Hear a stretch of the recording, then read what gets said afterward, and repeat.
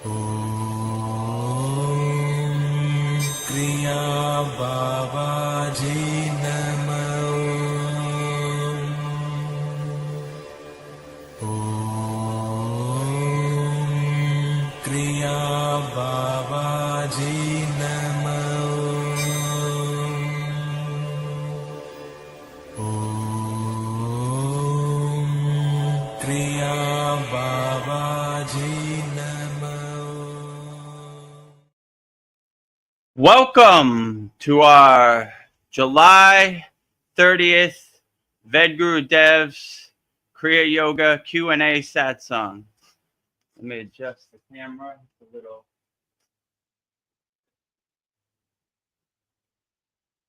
Okay. Better. Take two. Welcome to our July 30th Vedagurudev's live Q&A Satsang here at the Kriya Yoga School. So before we get started, as always, subscribe to our YouTube channel at Vedagurudev. Also discover the secrets of Kriya Yoga, 100% free, kriyayogamasterclass.com, and master the supreme science of Kriya Yoga, kriyayogamasterclass.com. Now that we're ready to get started, we got to honor all of our auspicious guests. Our first auspicious honored guest is Goddess Lakshmi Devi, the goddess of infinite abundance, wealth, and prosperity. And I will say her mantra 3 times. Om Sharim Klim Lakshmi Narayana Biyam Namaha. Om Sharim Klim Lakshmi Narayana Biyam Namaha. Om Sharim Klim Lakshmi Narayana Biyam Namaha. Next to her is the highest of them all, Lord Shiva himself, pure consciousness, the first yogi, Adi Yogi, and I will say his mantra 3 times also. Om Namah Shivaya. Om Namah Shivaya. Om Namah Shivaya.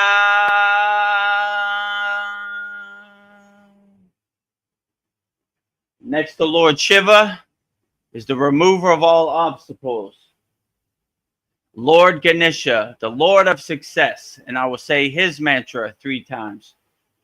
Om Gam Ganapataye Namaha. Om Gam Ganapataye Namaha. Om Gam Ganapataye Namaha.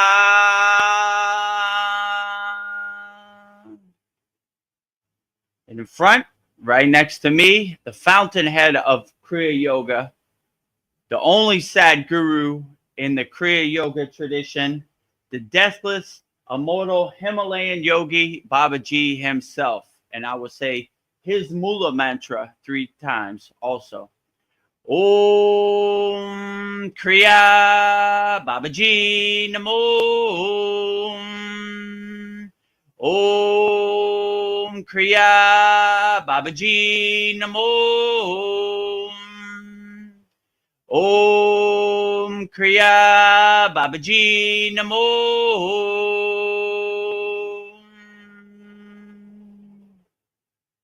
Next to Babaji is the deathless Himalayan yogini, the female fountainhead of Kriya Yoga. And I will say Mataji's mantra 3 times also. Om Kriya Mataji Namo. Om Kriya Mataji Namo. Om Kriya Mataji Namo.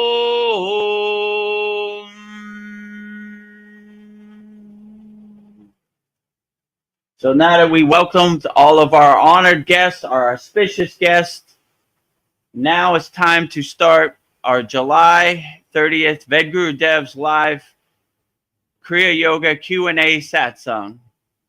So anybody who's watching on YouTube, put your question in the YouTube chat and we'll get to it. And make sure you subscribe, and join our free Kriya Yoga School. And if you really enjoy the value, you can join our Kriya Yoga Masterclass. So with that said, I will bring Veronica to the stage. Welcome, Veronica. How you doing today? Great. Namaste, everybody. I'm thrilled to be here to share this space with everybody, to talk about spirituality, Kriya Yoga, aliens, Babaji, anything and everything. So welcome. All of the above. Put it in the YouTube chat. Whatever's on your mind, if you want to get off your chest, put it in the YouTube chat. So I was thinking, I ran across this, some questions. It was questions that Arjuna asked Lord Krishna, and most of them are pretty relevant. Arjuna asked his guru, Krishna, these questions, and I thought I would go through them. And most of them are relevant. So I just wanted to see what your answers would be, if you're open to that. Yes, I'm open to it. Yeah, here we go. The first question is, what is Dharma? Dharma is the way you should live your life. It's like how you approach your life, and the blueprint of living your life, and the path of living your life. So it's like kind of the roadmap, the step-by-step guide, the way you should live your life. So it's a good way to map out your life, and it's kind of your own personal rules that you should live by, or like the guidelines you should conduct yourself inside your life. So when you live a life full of Dharma, you're projecting positive energy and helping people.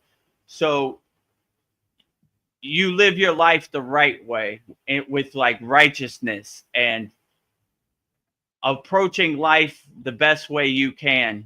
So Dharma is basically a guideline, a roadmap of way you should live your life. And no one can tell you what your Dharma is. It's up to you to figure out what works best for you. But some good pointers on how to live your life in the proper Dharma would be helping people, loving people, being compassionate to people as much as possible. Just being the best person you could be, not having any expectations, not wanting to have any rewards or results, just helping wholeheartedly, unconditionally from your heart. So that would be, in my opinion, the best way to describe Dharma. I love it. Welcome, Paul. Namaste. Namaste. Namaste, Paul. I like your line of thinking, Veronica. Those are Oh, some thank you. very interesting questions. Yeah, I was thinking Vedgurudev's my guru. I want to see what his answers will be to these questions. And most of them are pretty relevant. Yeah, I'm sure they will be similar. Yeah.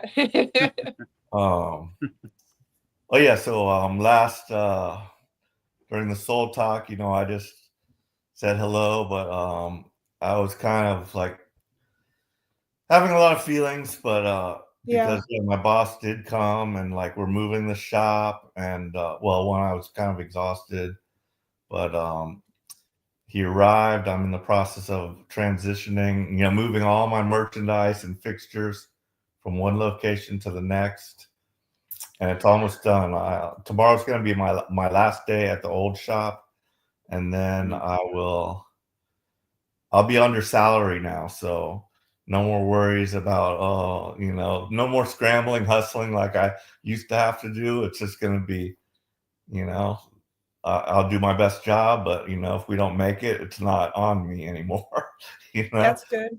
So that's a big weight off my shoulders. But yeah, so I was kind of like just not feeling like I just couldn't participate that night. I listened to the whole thing, and I enjoyed it. So what I'll say about that is I was feeling kind of down or some kind of way, but like just by listening, I got a big upliftment, and by the time I kind of almost fell asleep to it at the end, and like by the time it was over, I was all relaxed and calm, and I was able to sleep well that night. So yeah.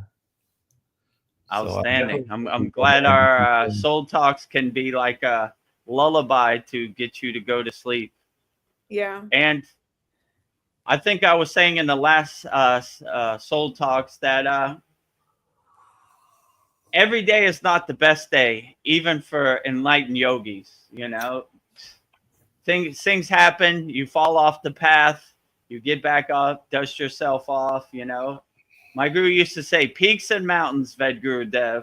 Some days you're on a peak, some days you're in a valley. But the only difference between us and other people, we keep going. We don't dwell upon it. We dust ourselves off and we keep going. So I'd be lying if I said every day was an enlightening day for me also. Some days I'm off, right? I remember my guru told me something that made me laugh. He said, Vedagurudev, some days you just got to call it a day and go back to sleep. Some days, no matter how hard you try, you're going to be disappointed. So just don't do it to yourself. Take a shower and go to sleep. Go back to sleep. Wake up fresh tomorrow. So it happens to the best of us, Even Vedagurudev gets frustrated, disappointed sometimes. With only difference of me, I just never give up. I just keep going. Like, all right, well, whatever, I have a practice of before I go to sleep, I look in the mirror and I self-observe myself. Like, well, yeah, I wasn't feeling too great today, but, I shook it off and I kept going. So it happens to the best of us, but yeah, I'm glad we could give you some upliftment, some words of encouragement, some positive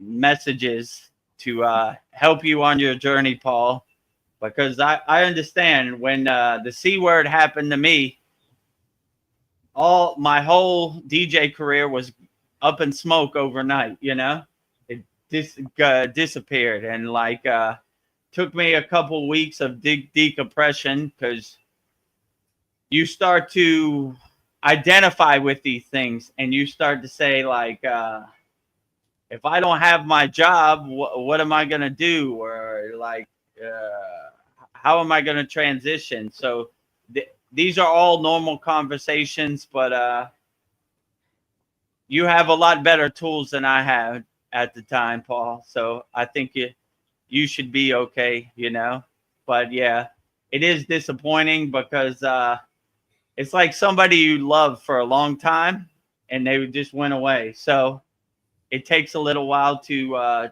make that transition, but these happen to the best of us. And I'd be lying if I said yogis don't go through this also. You know, many famous yogis have been householders, and their partner have never understood the yogic path. So that's why a lot of yogis are sannyasis or renunciate. They just say the hell with it all. You know, I want no part of any of this. I don't want no attachments. So being 1 foot in the world and 1 foot out of the world is a difficult juggling act out here in the Maya delusional world. And Vedagurudev is no exception. So yeah, so we try to uplift all yogis and yoginis out there in the world and say, don't be discouraged. It happens to everybody. Just keep going. Put one foot in front of the other and just don't give up. Because that's my only secret. I just don't give up. You know, I'm going to go as far down this Kriya yoga path as I can and see how far it takes me, and look for the opportunities to bring out my tools, my Kriyas in my pocket, in my toolbox, and say, all right, well, I guess it's time for Patanjali's 9 emotional release techniques, because it's going to be a rough one today. And oh, whoa, the sun is very beautiful today. It's going to be a blissful one today. So it happens to the best of us. So yeah, just keep on going, Paul. We're here to support you. We're your Kriya Yoga family, and whatever life holds tomorrow, we'll overcome it with a big smile on our face and look forward to climbing that mountain, however steep it is.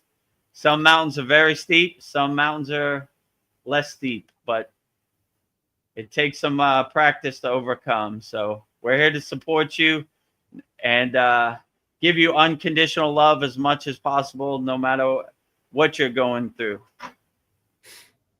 Well, I'm going to expand on it even further, but so, you know, what I'd say is also that you and Veronica kind of can't take a day off. So like, this is a big weight and a responsibility. As you have said before, the mail must be delivered. Yoga must fill all cups. So, you know, I appreciate that. Thank you. You know, that's a responsibility. And like, I feel even guilty if I don't show up. You know, I want to at least going to be there on YouTube or something. But so yeah, additionally, really everything's going great for me. You know, like I couldn't ask for more, because this is a steady paycheck with less responsibility. It's closer to my house. It's right next to the yoga studio. I mean, and these synchronicities are not lost on me, because, and I mentioned this to the owner. He took me out to lunch. You know, he's a millionaire. Like, I hooked up with a millionaire, and he's like laid back and good. So he took me out to lunch, and like, losing my train of thought now, but oh yeah, the synchronicity of it. And I told him, I said, you know, this synchronicity is not lost on me. This is a God thing, because in my head I was thinking, I need to sell this shop. I didn't know how to do it, but I knew I had to at least start getting rid of stuff. I put the showcases on Facebook Marketplace. He shows up. He's starting a business. He needs all this stuff. He needs an employee. And literally, like, everything, that every blessing has almost been on that road. I like, when I drive down that road, Lancaster, the yoga studio was there, which I found as I drove to work. My little red car, which I love so much. And speaking of that, I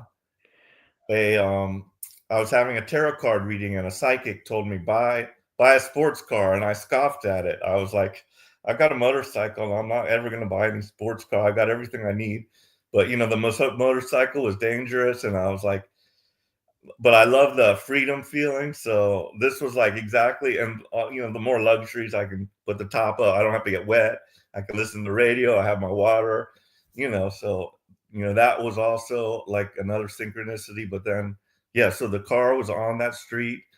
And then the new shops just off that street. My current shop just off that street. But so yeah, all these synchronicities that did happen, we each found each other, and I told him, yeah, this is a God thing, you know, and he agreed with me, you know, and but yeah, on the you know, the bittersweet side of it was, as I'm leaving, you know, I saw my ex there, who's my landlord.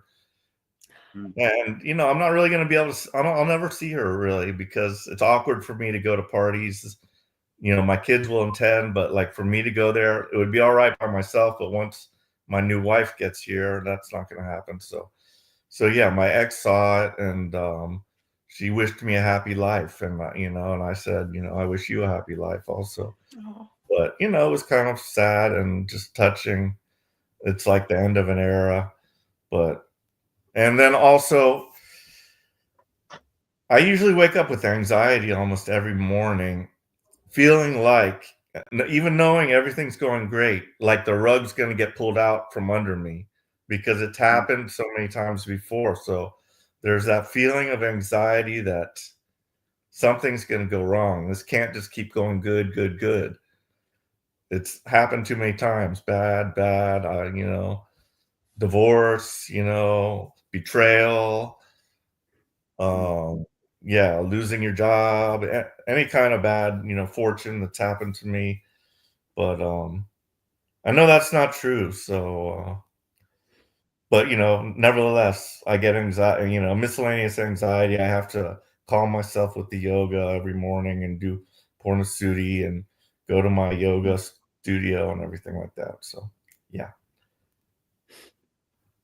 Yeah, when you start to see that you're very blessed every day, these synchronicities kind of happen. Like I don't know how any of this happened on my Kriya yoga path. Like I'll tell you a funny story. So you see the trophy and my certificates here, right? I'll tell you a story. Last week, my guru called me out of nowhere, and he said, "You're trying to win some contest, you know?" And I was like, "Yeah, how do you know?" And he was like, "I know everything." And he was like, "Vedagurudev, why are you trying to get acceptance from non-realized beings when you're a realized being?" And I was like, you know, I want to go to America. I want to see my students and, you know, this contest. He was like, if you want a trophy, you already have the highest yoga certificates in the world, you know, just go buy a trophy. Why we don't need acceptance from unrealized beings when we're realized beings. So hence there's the trophy. I said, Baba, I don't know where no trophy is. I never seen the trophy shop around where I live. So just drive around, you'll see it. And at that moment, I knew that magically a trophy would appear. And he wasn't lying. I've never seen a trophy shop. I'm driving around like I'm wasting my time. There ain't nothing around here except Thai food. And there, magically, a glow was like, go in there, and magically there's a trophy shop. So I can't explain it. So all these synchronicities kind of just happen, you know? And yeah, who can explain how the process really works, or how the pieces of the puzzle really fit together? But when you kind of get out of your own way and you kind of see the blessings that you have, it's a beautiful thing. Like you said, some people would look at it a bad way, like it's the end of an era, I'm closing my shop. But some people see the silver lining of it. They say, this is a good thing. I don't have to worry about how am I going to pay the rent next month. I got a steady paycheck. That's somebody else's problem now.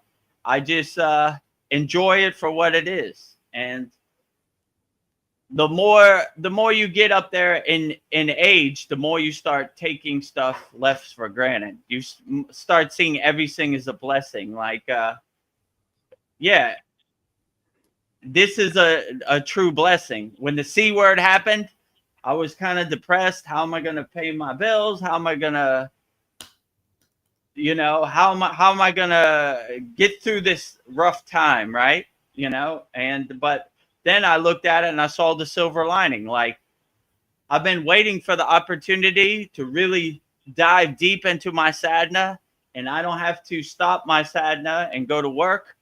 I can just do sadhana all day. If I want to exist in a state of samadhi, I can exist in a state of samadhi 24 hours if I want, or however long it takes, So when you begin to see the silver lining, that's when these synchronicities really start aligning up and happening. And I could tell you everything I've done in the Kriya yogic path or initiations or certifications, whatever it is, I just got out of my own way and pieces of the puzzle kind of fit together. So I can't even explain it. When I look at pictures of me in the Himalayan mountains, it seems like unreal. Like, how did that happen? I'm not a mountain man. How did I sleep in a cave so blissfully like a baby? Like, how did I swim in the ice cold waters of the Himalayan mountains, with not in pain or suffering, but in a blissful joy, I was backstroking across the lake. I would go that way, it was a blissful time. So things that would seem harsh to other people were the best times of my life, so yeah, it just depends on your perspective. So if you really become aware and see the beauty of life and see the great blessings and synchronicities that God lays out for you, it's a beautiful thing. So I see most people, 95% of the people world, probably more than that, they take everything in life for granted. They don't believe in this woo-woo stuff, the synchronicities or God's blessings. They just take it for granted, and they miss a beautiful, wonderful opportunity. So if you're able to pivot, adjust, change directions, change course, then God will always shine his grace on you. So I'll tell another story that happened. So you guys might remember when I was struggling, my immigration, the first part of it's been approved, but I was struggling with that. I was getting very frustrated because it's taking so dang long. And yeah, I wrote a letter to my congressman, and then I contacted my daughter.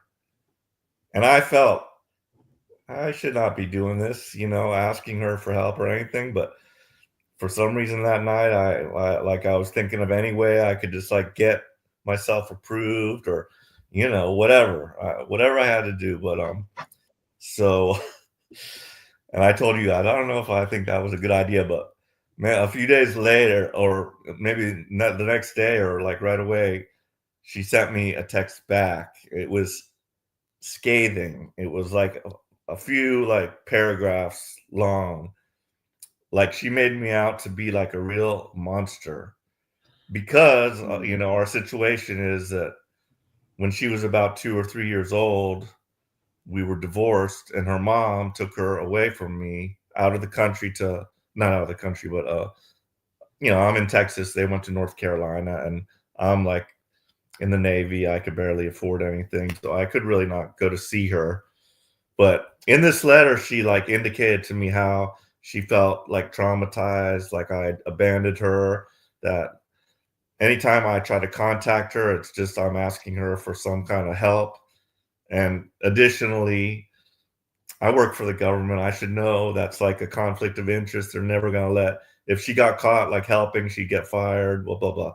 But, I didn't expect that type of help. I was just thinking maybe she could look and just see where it is without, any problem, or maybe just tell her supervisor, hey, my dad is going through this, and maybe could you just look into his case? I won't do it myself, but, would that be a conflict of interest? Something along those lines, but nothing where she would jeopardize. But nevertheless, she felt, I crossed her boundaries, and she even said, I want to cease communication with you, don't call me anymore or text me or whatever. And so yeah, it struck my heart kind of hard, but then I didn't really let it affect me that bad because I took it as a good now I know kind of her feelings about how she feels abandoned by me and everything like that. And so I sent her a message back, explaining away a lot of things. And she also, said a lot of other bad stuff because she doesn't like the fact that I'm married to a young woman. She said I was a pedophile. The woman's 26 and she's got a child. She's a grown woman. If, two people love each other, it doesn't really matter the age, But, she that's how, I'm just saying, that's how harsh she was. About that, she dissed my military service, my disability. She said I'm a scammer, every kind of thing. So I had a lot of explain, I had to like finesse this big time, So anyway, I kind of apologized and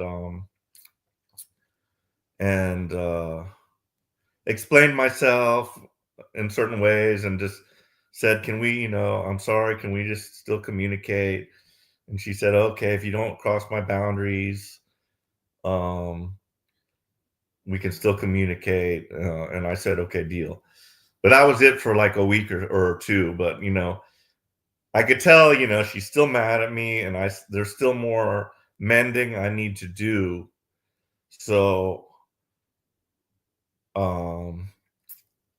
just, a few days ago, I wrote her another message, re-apologizing again, saying, I didn't want her to do anything to jeopardize, but, you know how it is. I'm just anxious. I might be venting, whatever.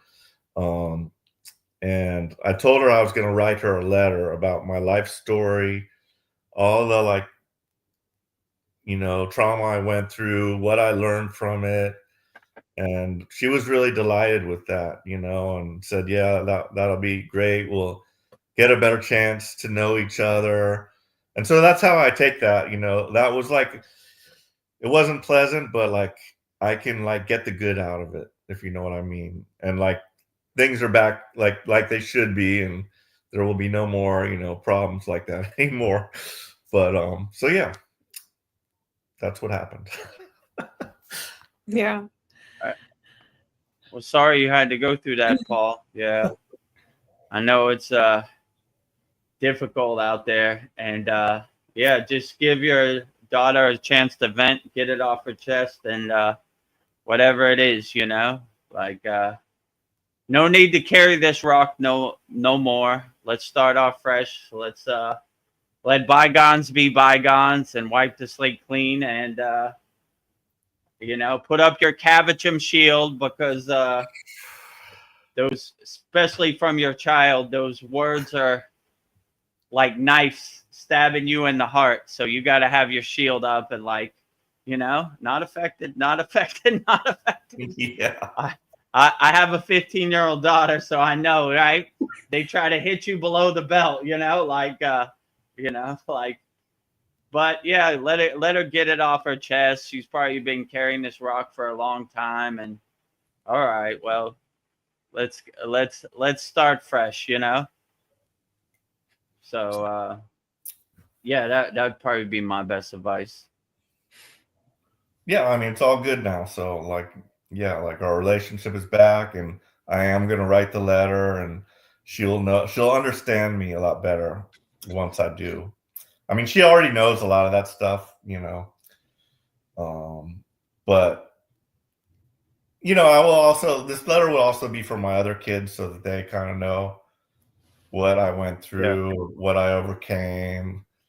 And, but I kind of also want to include like everything I feel I know about the world, politics, geopolitics, exopolitics, what I found out about good and evil, spirituality. Like I kind of wanted to put it all in there. So I told her, it's going to be a book. But, and I've started it a few times, but it's just like it's just so complex. Like all the things I now know, it's like it's mind blowing. But speaking of which, and you mentioned UFOs, so have you all heard of 3-Eye Atlas? No. No. Okay, what about Oumuamua? This one I know a little bit about. I think it's what you're talking about. Like I sometimes watch Joe Rogan to pass the Mhm. time, and there was this guy named Avi Loeb or something Yes. like that, and he was talking about that, like it's a spaceship probe that passed by Earth a couple years ago or something, right? And Yeah. I was like, I remember because it was like it sounded like a Hawaiian name, Amuamua, right? And I was like, well, that's a weird name to have for an alien ship, you know? Yeah. So that one, but when I listen to Joe Rogan, I listen like out of one ear, you know, like I'm doing other stuff, like I'm typing out our week's class, so I kind of hear it in passing, like I'm not like super focused on it, but I hear it, you know. That's how I watch movies too, like out of one eye, you know.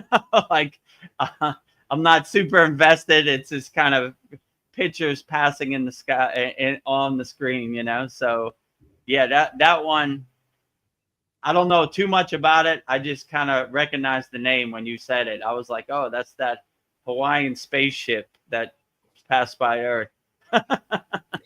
Yeah. So so Oumuamua, you know, it came from outside of our solar system. They like from the trajectory of it, they could tell, and it seemed to be like under kind of power. It was like it couldn't really follow that course without having some kind of propulsion system. And then there's also stories like that someone in the secret space program, you know, or we in the secret space programs launched an intercept and landed on it and found, you know, like went into it and all kinds of stuff, you know, but I don't know if that's true or false, but so anyway, the 3-eye atlas is another one. There's another one incoming, and the same guy, Avi Loeb, you know, most of the astronomers say it's a comet because it kind of has like a tail. So, you know, they're saying it's a comet, but he says, no, it's, you know, the probability of it being on this trajectory and, you know, certain things about it. So, yeah, it's on its way here. So I think it's bigger, Yeah, too.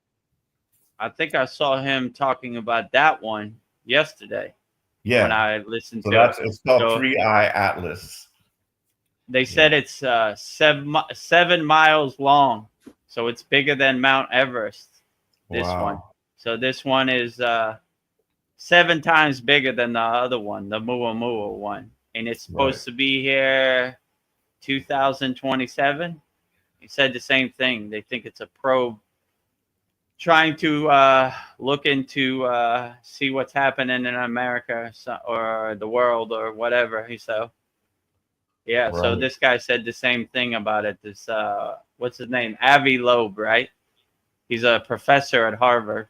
Yeah. So this isn't woo-woo like some guy in his basement in Oklahoma. This is a guy, a professor from Harvard. So maybe he knows what he's talking about. Maybe he doesn't. I don't know. Yeah, I mean, like none of this stuff is really. It's not woo-woo because like any information I get, it's like coming from like a FBI, you know, former FBI, like the Canadian, like former prime minister even said it, you know, like government officials, military people that have, you know, proven, you know, record, you know, they're all saying this, you know, but yet somehow it doesn't really get out onto the mainstream. It's just floating around on the back channels and like, yeah, so I think they're slowly like putting, it's like a soft disclosure. I think that's what they're doing. Soft disclosure to just like kind of, you know, drop it in on us little by little so we don't freak out, you know, because as you know, they think we can't handle the truth. But yeah, you know, I kind of feel that that's what's happening. But yeah.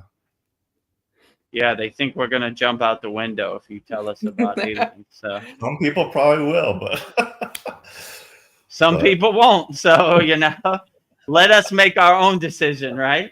Like if I want to go to a bridge and jump off, how can they stop me? So they shouldn't gatekeep anything. It's my own free will if I want to end it all tomorrow, you know? So same thing with aliens.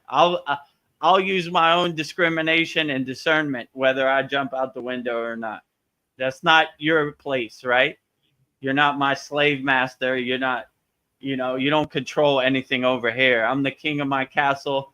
I'm the creator of my own universe. You know, I'm the director of my happy place. So I'll do whatever I please. And it's not for you to childproof any information, right?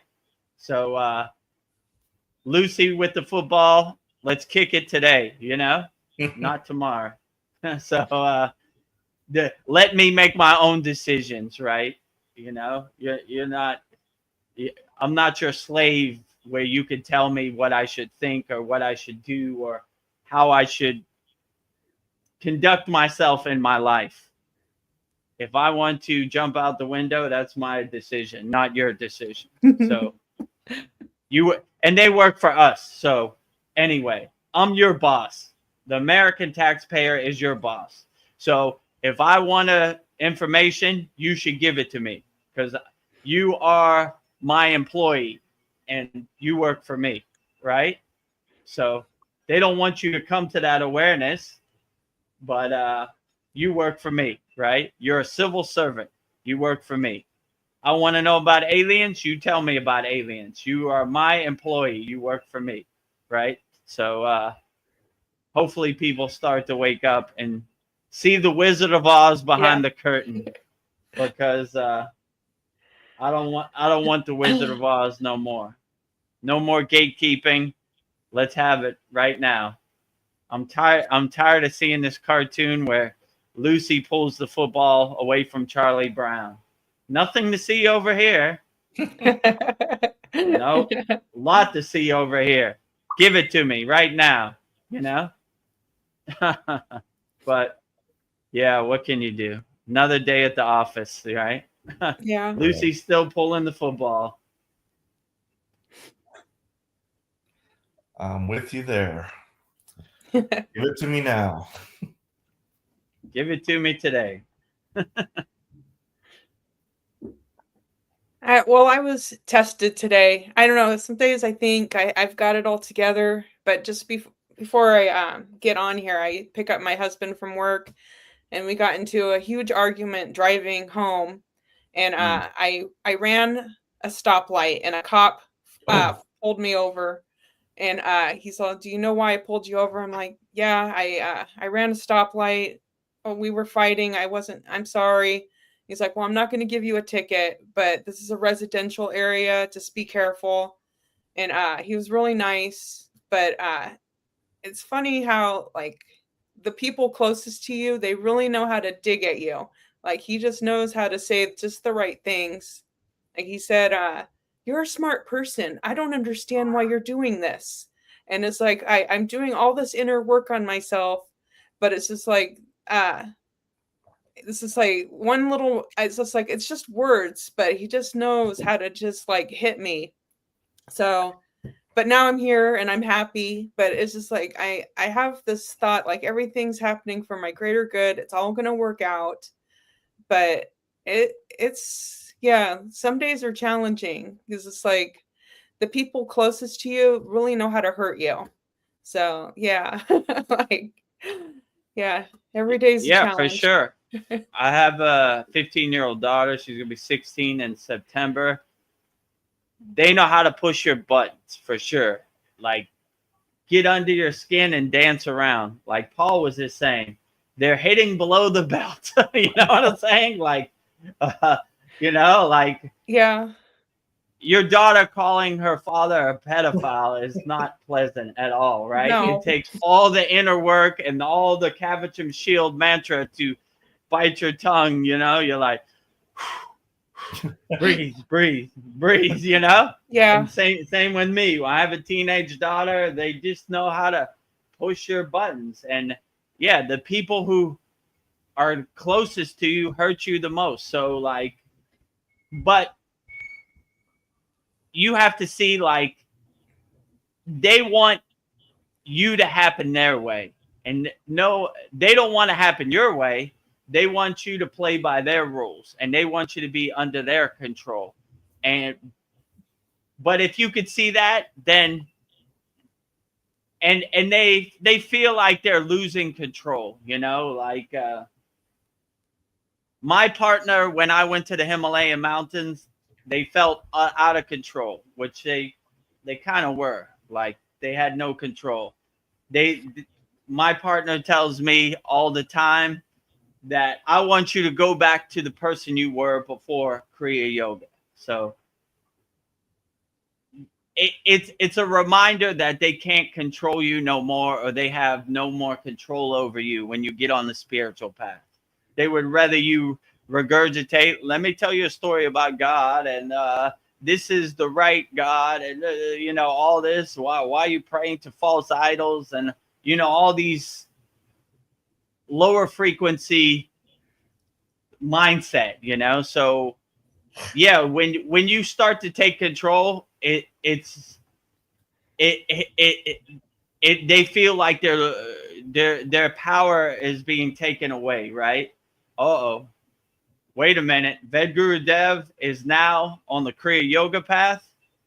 He ain't going to listen to anything I say no more, right? Like, it's almost like a comedy show. Like when somebody, like even in my village, like, let me tell you a story about Buddha or whatever. They're like, get out of here, you know? And they hate that because they want that authority. They want that control, right? Like, I don't know why you're doing this.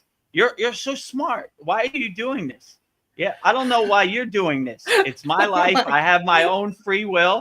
I could choose to go down the path I want to, you know? Like, why are you doing this? How are you in between my connection between me and Babaji or Mataji? Like, how does this even concern you, you know? It's a it's a direct connection, right? Like, what you think about it, it really doesn't matter. And that's what they hate, because they feel like they're losing control, right? And they'll say everything they can to hit you below the belt. Like, you know, believe me, I know. Anytime I talk to my partner, me and my partner are separated, right? We live in 2 different cities. The first thing she will say is, you still meditating? That's so stupid. Oh my God. What about your statues in your yard? You still have those? Yes. Looking more beautiful than ever. Oh my God. What's wrong with you? You're so stupid, Vedagurudev.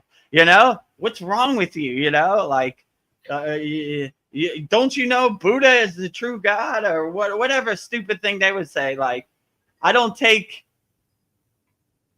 perceptions of God from other people to become my own perceptions of God. So believe me, I know. Like, she don't ask about my daughter. She don't ask about nothing. All she asks, the first thing out of her mouth is, you still meditate? Oh, you know, that don't work. You. Go to KFC and eat some chicken. That works, you know. Meditation, that's woo-woo, that's junk, you know. Oh, statues? Who you know, who prays those statues? That's not a Buddhist statue. It's fake. It's a false god. It's a false idol, whatever, right? And I was like, you know, Buddha comes from India. What god do you think he prayed to? Probably Shiva, you know. Shut up. You know, you're making you sense. Just gotta you can't make sense. You gotta regurgitate my narrative. That's it, right? I'm the boss. You're my slave, and you do as I tell you, right? You work for me. I don't work for you. You gotta regurgitate my narrative, you know. But yeah, I agree with you. They do hit below the belt, and it takes everything in your power, all your tools in your toolbox, to just breathe and, like, not going to let this affect me. Not going back to that dark place where I used to be at, you know? Like, not even going to argue about it, you know? Like, my partner, she sends me a million, like a book on WhatsApp app, like how stupid I am, right? And I just say, okay, send, you know? Like, I don't care. I just don't care. And if you really want to get under their skin, just don't even get into it with them. Just be like, yeah, all right, whatever. I like it. Makes me happy, you know? my life, my choice. I could do whatever I want, you know. So is she a Buddhist? Yeah, she's a Buddhist, you know. I mean, 95% of the people in Thailand are Buddhists. But that's what's funny is their version of Buddhism is directly from India, right? But they don't see it that way. They see it as separate from India, which is kind of weird. And they don't want to they don't want to see the truth. Like, you know, Buddha was born in India, right? You know? Oh, that kills my narrative. I don't want to see it that way, you know? So they're just living in their own delusion, let's say it like that. But yeah, I got the 95% of the people in Thailand are Buddhists, so it's a safe bet to say that most Thai people are Buddhists. Yeah, I got the false god thing from my ex-wife also. So that was one of our things that, you know, where we like started to split, you know, down different paths. But you know, and I tried to explain it to her. It's very simple. It's not complex. There's just one God, you know, all for one and one for all. But and I just said, you know, like this guy Babaji, he's just like the Indian Jesus, you know. You think, you know, Jesus wasn't in every continent, you know, they each have their own Jesuses, you know, and all the religions are almost very similar, you know. It all kind of teaches the same thing. And, you know, there's this one God sitting on top of it all. And, you know, these other God, you know, saints they're just helpers, you know, guides, and, you know, other different aspects of God. So, but yeah, the whole multi-God thing, you know, confused the hell out of me for a while there too. But I now understand. Yeah, each aspect of God is just like how could I say this, like I always say, a God defined is a God confined. So the whole source is beyond our comprehension. I like when in the Bhagavad Gita, when Arjuna says to Krishna, show his true form, he shows his true form, and it just blows Arjuna away. Like, all right, stop. You know what I'm saying? So these are ambassadors from the source to comfort our monkey mind, right? Because if you saw the awe of the whole source, I don't know, maybe you dissolve into dust. You know what I'm saying? It's too bright, that sun, you know? Like, you can't even see a toe of God or any form of God, because it'll blow your light bulb. So yeah, so like it's kind of funny. Like, my guru used to say, we don't let Sunday worshipers of God tell us what God is, right? So all these part-time God worshipers or part-time yogis trying to tell a 24-hour yogi, a fully realized yogi, of what God is, it's almost like a joke. Like, you know, I told that story of this lady trying to give me mantra diksha for 100 rupees. We're like, you know, like, this guy gives you mantra diksha. You can't give him mantra diksha. So, like, when you start to wake up and see, like, all these people with their divide and conquer, my God is better than your God, my football team is better than your football team, my flag is better than your flag, you know, you see the Wizard of Oz behind the curtain, like, nah, I don't want no part of that, you know. Like, the false idols, like, what do you know about it, you know? False idols. What's a real idol? Tell me what a real idol is. Yeah. Because some person got on a boat from England and they made their God become your God. That's a real idol. Sounds more fake to me, but I'm just saying, no harm, no foul. What is a real God? In my opinion, whatever God resonates with you. That is the realest God of all. Who cares what they say, you know? These part-time suckers or charlatans or Sunday Bible beaters trying to tell you what a God is. Come on, give me a break, you know? This is my God. This is the God that resonates the most with me.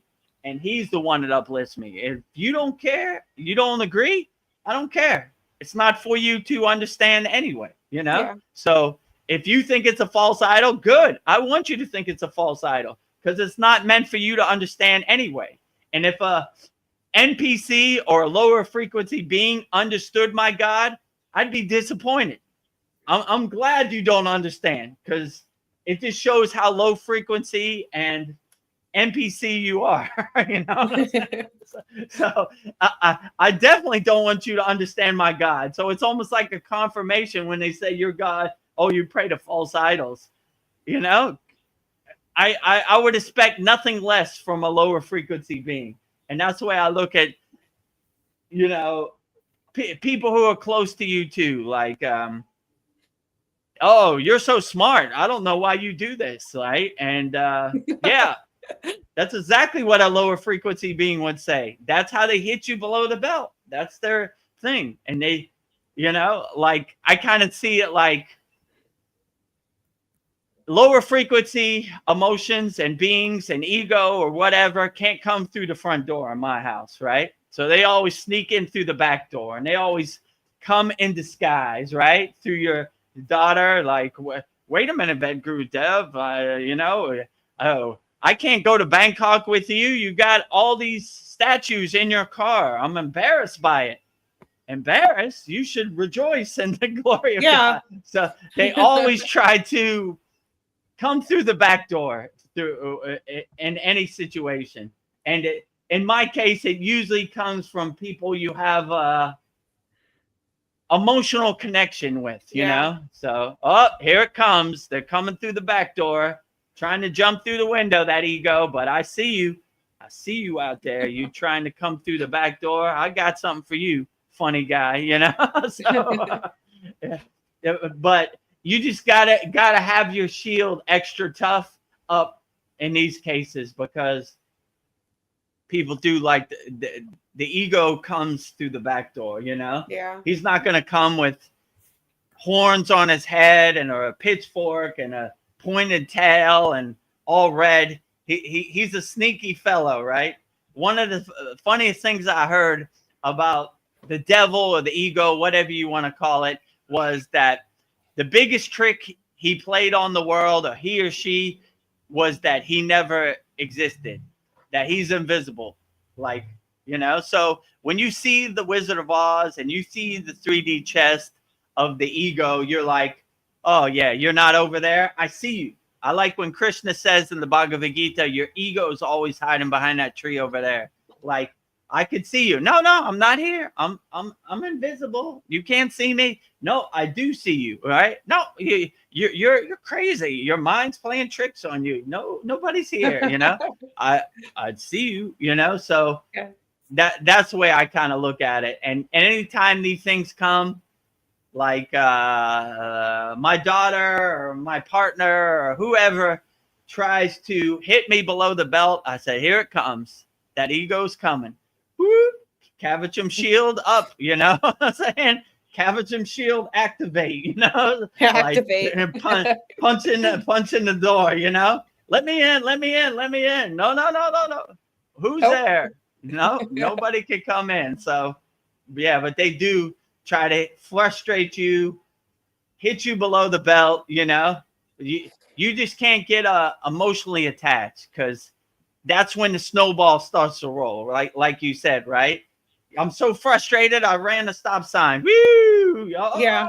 Now a small problem turns into a bigger problem. And, you know, now I'm getting super frustrated. And so you just got to step back from the TV and breathe, become the detached witness. Like, nobody else's projection or narrative becomes my narrative. Like, I don't want your horror movie to become my horror movie. You know, you hear a lot of these stories about yogis. They don't want to get other people's karma involved with their karma. And, you know, like people would say, like, why didn't you help my child?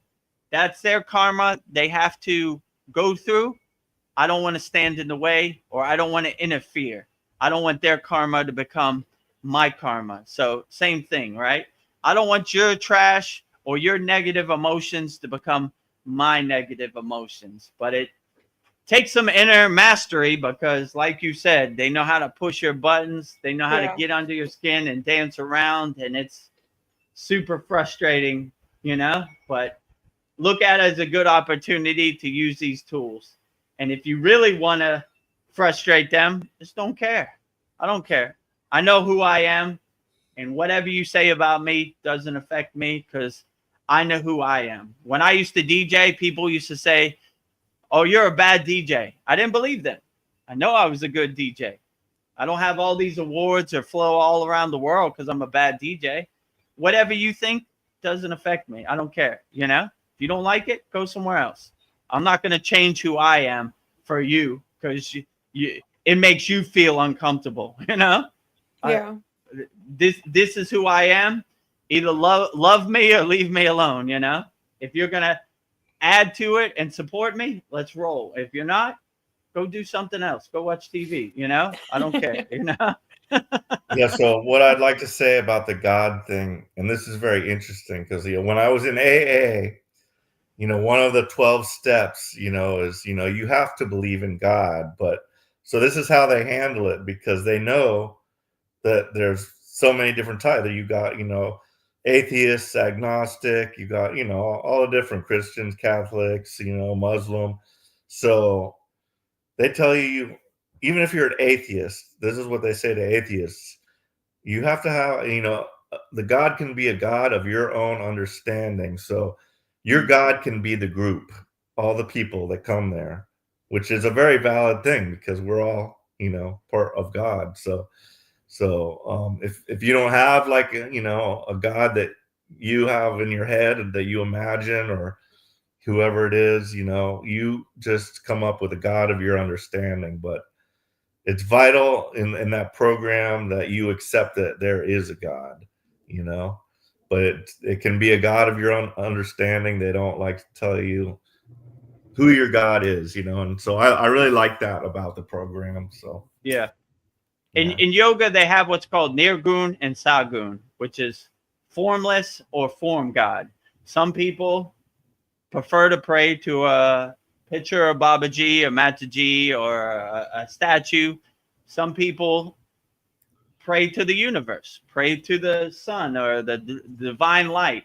There's no right or wrong way. There's no one size fits all. Like whatever works the best for you, that is the best God. So if you like to pray to a formless God, like the universe, the divine light, the sun, whatever it is, that's perfectly fine.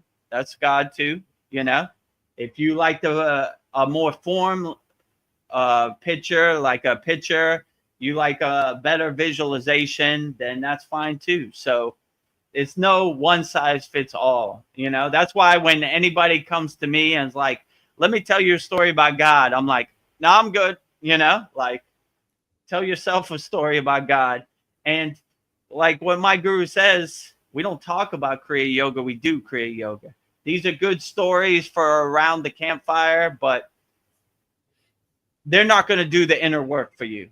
They're just good breadcrumbs or good inspiration, but we do the inner work. So focus your energy on doing your inner work, and you could probably never be let down. And that's why I say in our school, the supreme science of Kriya Yoga, right? Like this is a science. I don't want you to blindly believe me.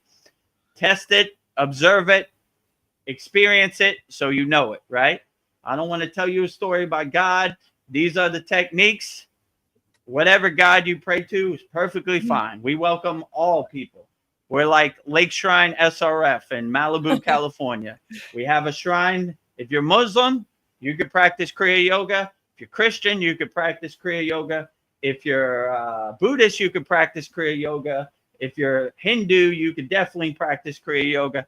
We welcome everybody. Whatever God that is personalized and specialized and individualized for you. So I don't want to tell you anything about God. I just want to give you some tools to help you on the path, you know? So whatever deity, formless or form you pray to, that is absolutely great, you know? Yeah. So yeah, that's what I would say. Nice. I've got a couple comments building up, so I just wanted to share them real quick. Okay, great. Sandy says, "Hi, beautiful souls. Namaste. Namaste." Namaste, beautiful Sandy. Welcome to our July 30th Kriya Yoga Satsang. And then we have somebody new, said Tao Visuals. He says, "Hey, I am 18, and after deep self-inquiry, I find myself in the dark night of the soul right now, where the doer is dissolving and I have to surrender to suffering. I also feel called to Babaji. Should I start with Kriya?" Yeah, well, I'm biased, so I would definitely say start with Kriya Yoga. Subscribe to our YouTube channel. We have daily Babaji quotes, and we have daily Satsang edits that will inspire you. And there, right there is a free Kriya Yoga school, which is freekriyayogamasterclass.com. And if you enjoy the value and you want to take it to the next level, kriyayogamasterclass.com. So you're not alone. Whoever posted this comment, believe me, majority of the people who are in our class said Babaji sent them to me. You know, I get those emails on a regular, right? I'm attracted to Babaji. I resonate with Babaji. You're not going to believe this, but he told me to email you. So I don't want you to feel uncomfortable, because that happens all the time with me. So yeah, if you're 18, I pray to God when I was 18 that I found Kriya Yoga. So you're off to a way better start than me. It took me another 20 years to find Kriya Yoga. So like I said before in many satsangs, if you heard this before, I'm sorry. The best time to plant a tree, like my guru said, was 10 years ago. The second best time to plant a tree is today. So let's get to work. I let you choose which is the best path, what resonates with you. You know, the first two are free. The other one is reasonable too. So I let you choose. And yeah, let's get to work. A lot of people don't know where to start. I'll give you a roadmap and a step-by-step process to put some tools in your toolbox. So yeah, I think it'd be great. And it'd be my true blessing and pleasure to help you find your way on the path of Kriya Yoga. So yeah, that would be a true blessing. So if you resonate with anybody who loves Babaji, I love them. You see, I'm the biggest Babaji lover ever. I love you. I love you if you love Babaji. And even if you don't love Babaji, I still love you the same, unconditionally. So yeah, if you're ready to get to work, let's get started. You know, everything's on the screen. You choose which works best for you, and that will be, we'll start from there. So welcome to the Kriya Yoga School. Yes. Yeah. I wish all the 18-year-olds came here. That would be great. One of our members in our Kriya Yoga School Masterclass, he has a daughter, and when we do our weekly class, she does the mantra japa. She leads it. And I think that's beautiful. It like brings a tear to my eye. I was like, man, I wish when I was 9 years old, my father told me about Kriya Yoga. That would have saved me a lot of pain and suffering. So you don't have to suffer. We have some tools to help you overcome. So we don't want you to take this Kriya Yoga journey by yourself. I will personally coach you and hold your hand, and we'll walk this path together. So no need for suffering. You do not have to suffer. You know, that's a misnomer out here in the world. To be a yogi, you have to go through suffering, or you have to go through Maya delusion. Our tools are to help you overcome suffering, right? So you don't have to take the long road. I took the long road, so you don't have to, right? let me give you the tools I learned along the way that help ease my suffering. And I'm not this enlightened yogi or self-realized yogi. I know what it's like to be in the suffering world. I come from the suffering world. And that's actually why my guru sent me back from the Himalayan mountains. You understand people's pain. You understand people's suffering because you were in that place a couple years earlier.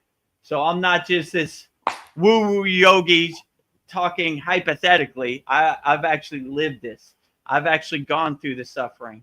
So I took the bumps so you don't have to, you know? So let's get started. You choose what's the best path for you. It's all on the screen, and let's make it happen. Who knows? You could be the best Kriya yogi, right? Yeah. When I decide to go back to my cave, I need somebody to take over. So I heard the rock story during my listening session the other day, and I found it very interesting.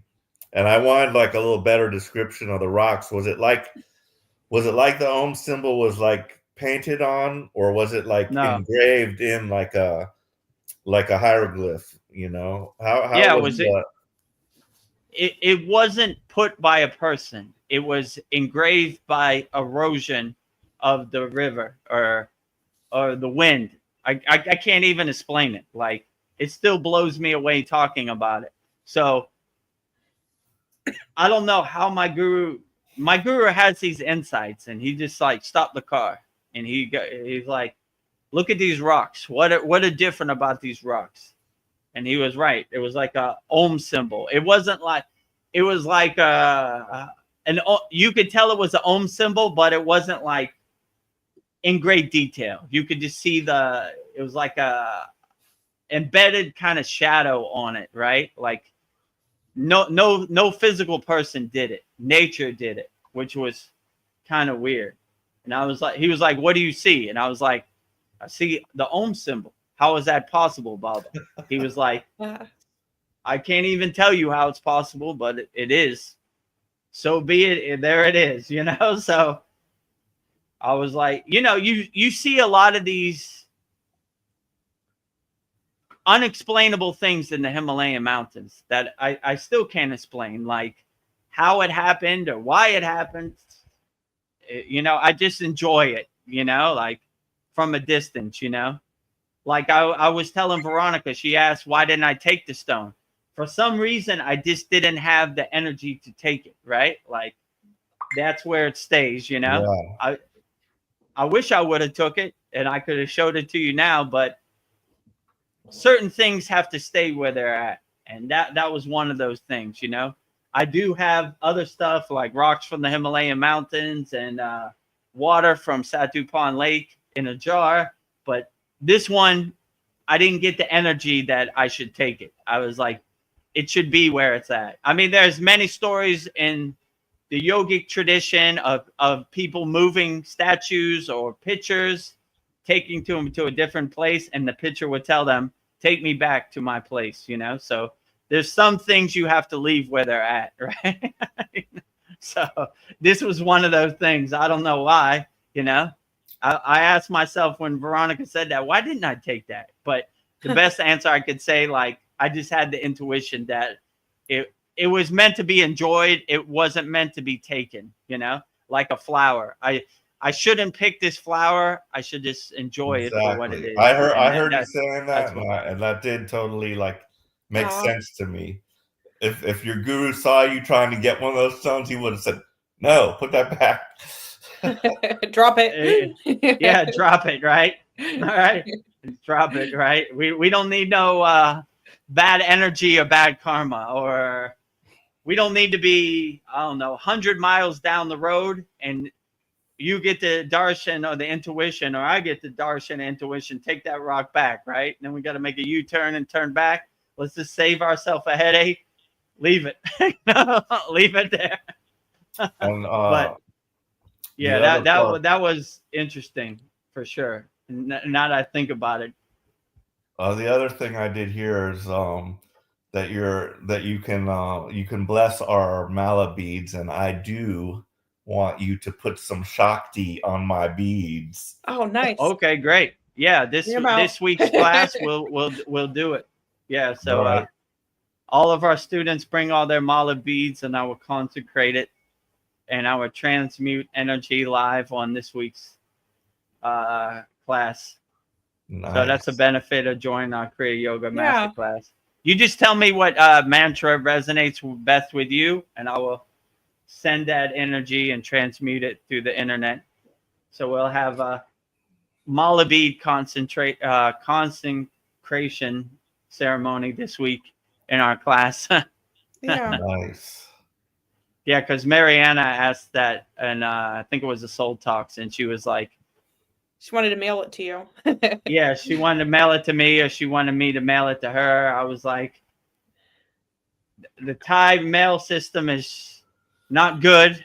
You know, they've customs have stolen a bunch of stuff from me. So just save yourself a headache and order it from Amazon, and we'll do the whole ceremony. I'm just and if wondering, I ever like, meet how you in much person, I'll do it. genuine mala beads should cost. Like, how much did you pay for yours, like converted to US? Would you say, or do you remember? I mean, it's kind of different in India. Like most of these malas were given to me, so like there was no money exchange. Like it's not an exchange of money; it's an exchange of energy in the Himalayan mountains. So they'll definitely tell you your money's no good over here. But I can't even think of the millions of time I try to get money, and they're like, no, my pleasure, my pleasure. You know. So they kind of in India go out of their way to look for opportunities to give stuff to people who are walking the spiritual path or help people on the spiritual path. So if you're walking the right spiritual path with the right lineage and the right guru, you'll never go hungry. I mean, I probably never ate so much. And it's almost like disrespectful to turn away food because they think their food is bad in India. There was a lot of stuff like I just don't have a taste for what's called dal in India. They love that dal. Oh my God. Just thinking about it turns my stomach, right? So I had to eat a lot of dal and they were like, good?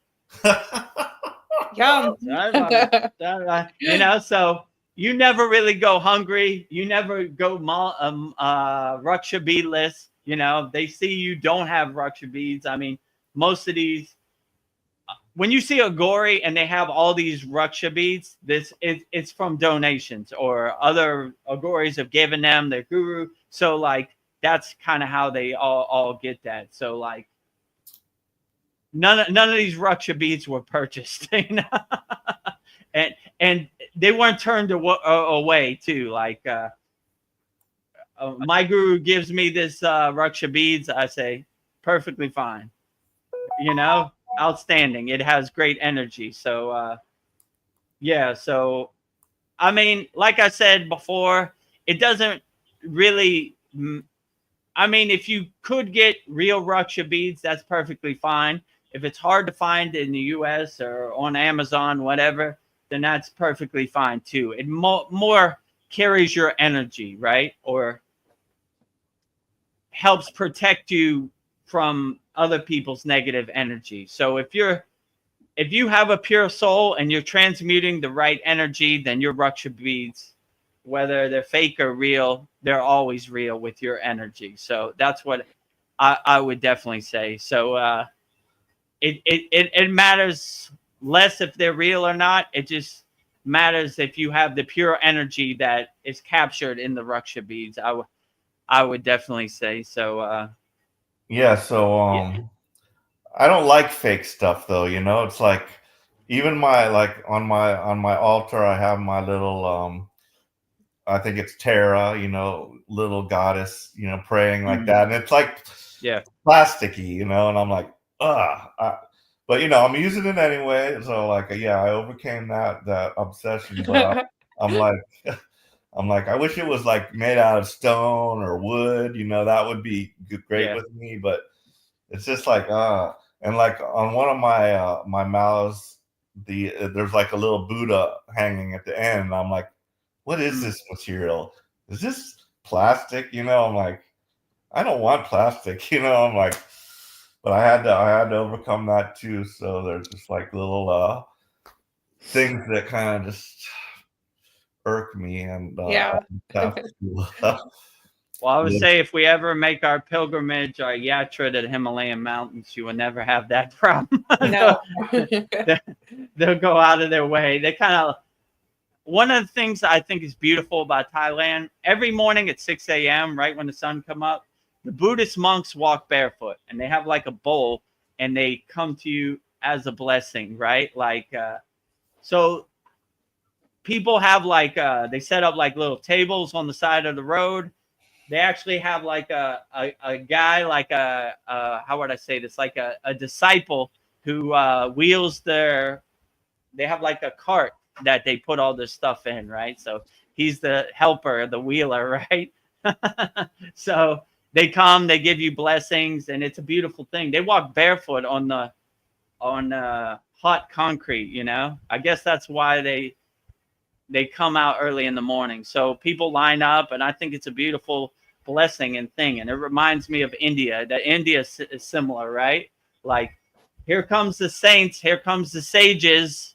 Let's they throw flowers too, which is cool, right? And they when a sage walks on the flowers, it's like a blessing, and they kind of keep it and put it on their altar too. So I like this kind of tradition, and encouraging and cheering up, being a cheerleader for the people walking the spiritual path in Buddhism, in the yogic tradition, the Gori tradition, all spiritual traditions. So I think it's beautiful, right? It's funny because when they come to my house, they're like, we want blessings from you, not we give you blessings. So it's that, no, I give you blessings, and no, you are higher up than us. We give you blessing. So they're like, all right, whatever, however you want to do it, right? So they say the Buddhist mantra, which I'm going to teach in our class this week, Om Mani Padme Hum, and I say it back to them, and it's like a transmission, an energy exchange that they look forward to, right? So they're always kind of looking forward to seeing me. I could tell, right? I'm looking forward to seeing them too, right?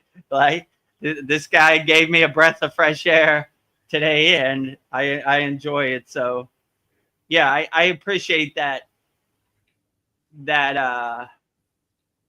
these people are doing the inner work. They're doing the hard work, right? They're not talking about it. They're actually doing it. They're actually putting it into action. So let's make sure they don't have they don't have to pay for anything.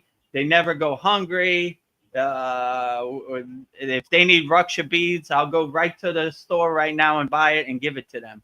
So when I would go to any of these ashrams and ask them how many rupees, they'd be like, no, your money's no good over here.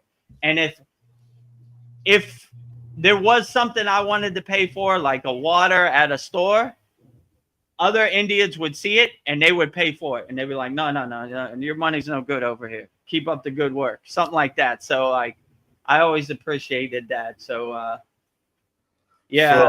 mean, if you don't have access to real mala beads or real Raksha beads, I mean, the ones they have on Amazon are perfectly fine. $10, $20, whatever it is, If you do have access to real mala beads, like the real ones, then that's great, But I wouldn't beat yourself up about it, It just use what you got in the present moment. Yeah, so I have a question, and I've brought this up before, but I'm just wondering about the lack of participation, like a lot of people are joining, more people are joining, but just lack of participation. I just wonder why. Like, what makes us different? Like, why are we all, I mean, you two kind of have to be here. And me, I enjoy it, and sometimes it's just like going to the yoga or whatever. Sometimes I just don't feel like it. But anyway, the hardest part is showing up, basically. But and then once I do, I'm always great, happy that I did. Yeah. Yeah, just the lack of participation. I just don't understand it. I don't understand like why a lot of people like sign up, but yet they appear not to have much dedication, or maybe they're too busy. Maybe they've got another practice, and this is just like a brushing up. I just don't know. And Yeah. so I want to know like what makes us different, and why. What's your thoughts on why there's like not that much participation? Yeah, you and me both, Paul, because I rack my brain about this every day, right? Like we have members in our Kriya Yoga Masterclass who haven't logged into the school platform since they joined over 16 months ago. I mean, I don't understand either, but I had to come to grips with this myself. Like some people just like to go in the background. Like one of our members, I said their name in the Yagnifier, and they said, I just prefer to be in the background and watch. So most people, from looking at the numbers, I would say they don't like to interact. They just like to be in the background, right?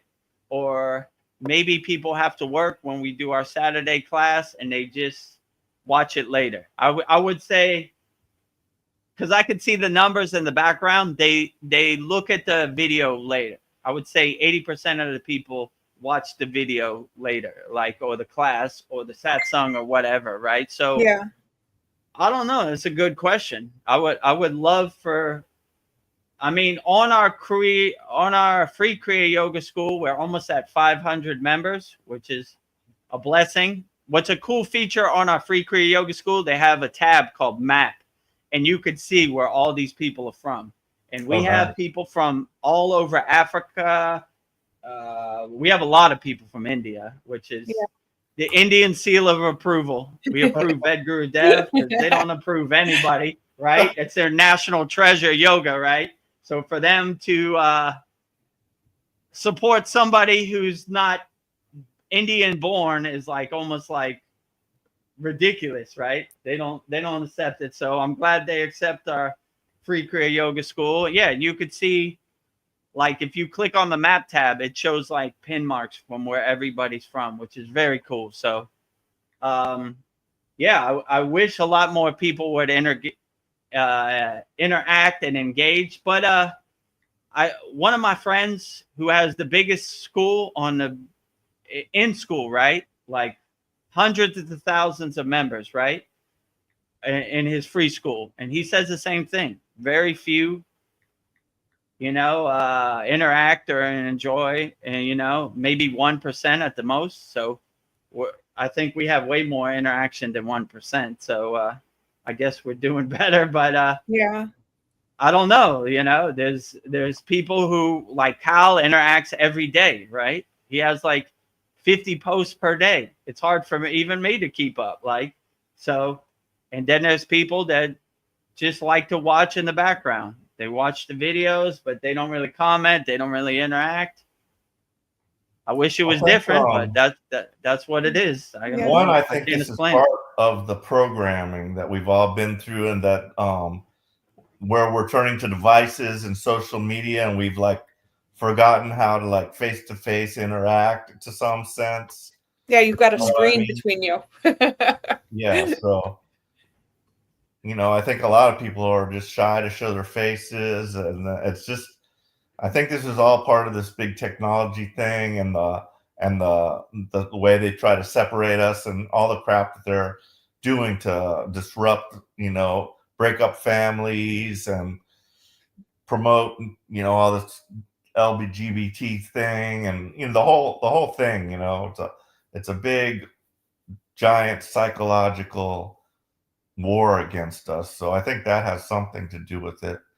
But I did notice, like, on something I posted, there was like 25 likes. So I know like people do kind of see the stuff and like I like to think that I'm inspiring other people, and other people are getting uplifted by some stuff. But yeah, it's like, I don't want to be spinning in the wind, but so yeah, that's just. I mean, I think all this social media is kind of spitting in the wind. I look at myself like I watch a lot of Chad's videos, but I don't really comment, I just kind of watch it in the background and go about my day. So Yeah. I guess that's how definitely our free members are. And we have way more engagement. When you, how can I say this? When you put your money where your mouth is, you want to get the benefits and the value of it. The free, it's free. So you got no skin in the game. But when you have some skin in the game, like, I pay for this every month. Let me just go to the class. Yeah, maybe. But there are people that pay for it every month for over a year and have never been to a class. So I can't explain it, I try to give as much value as I can, and hopefully it affects the people that it can. But yeah, I don't know. I saw that too. Like, people will like, but they won't comment, or they won't show up on the live stream. I don't know, So if you want to change the course of direction and you want to interact, we need some more interaction in our free Kriya Yoga School. 100% free.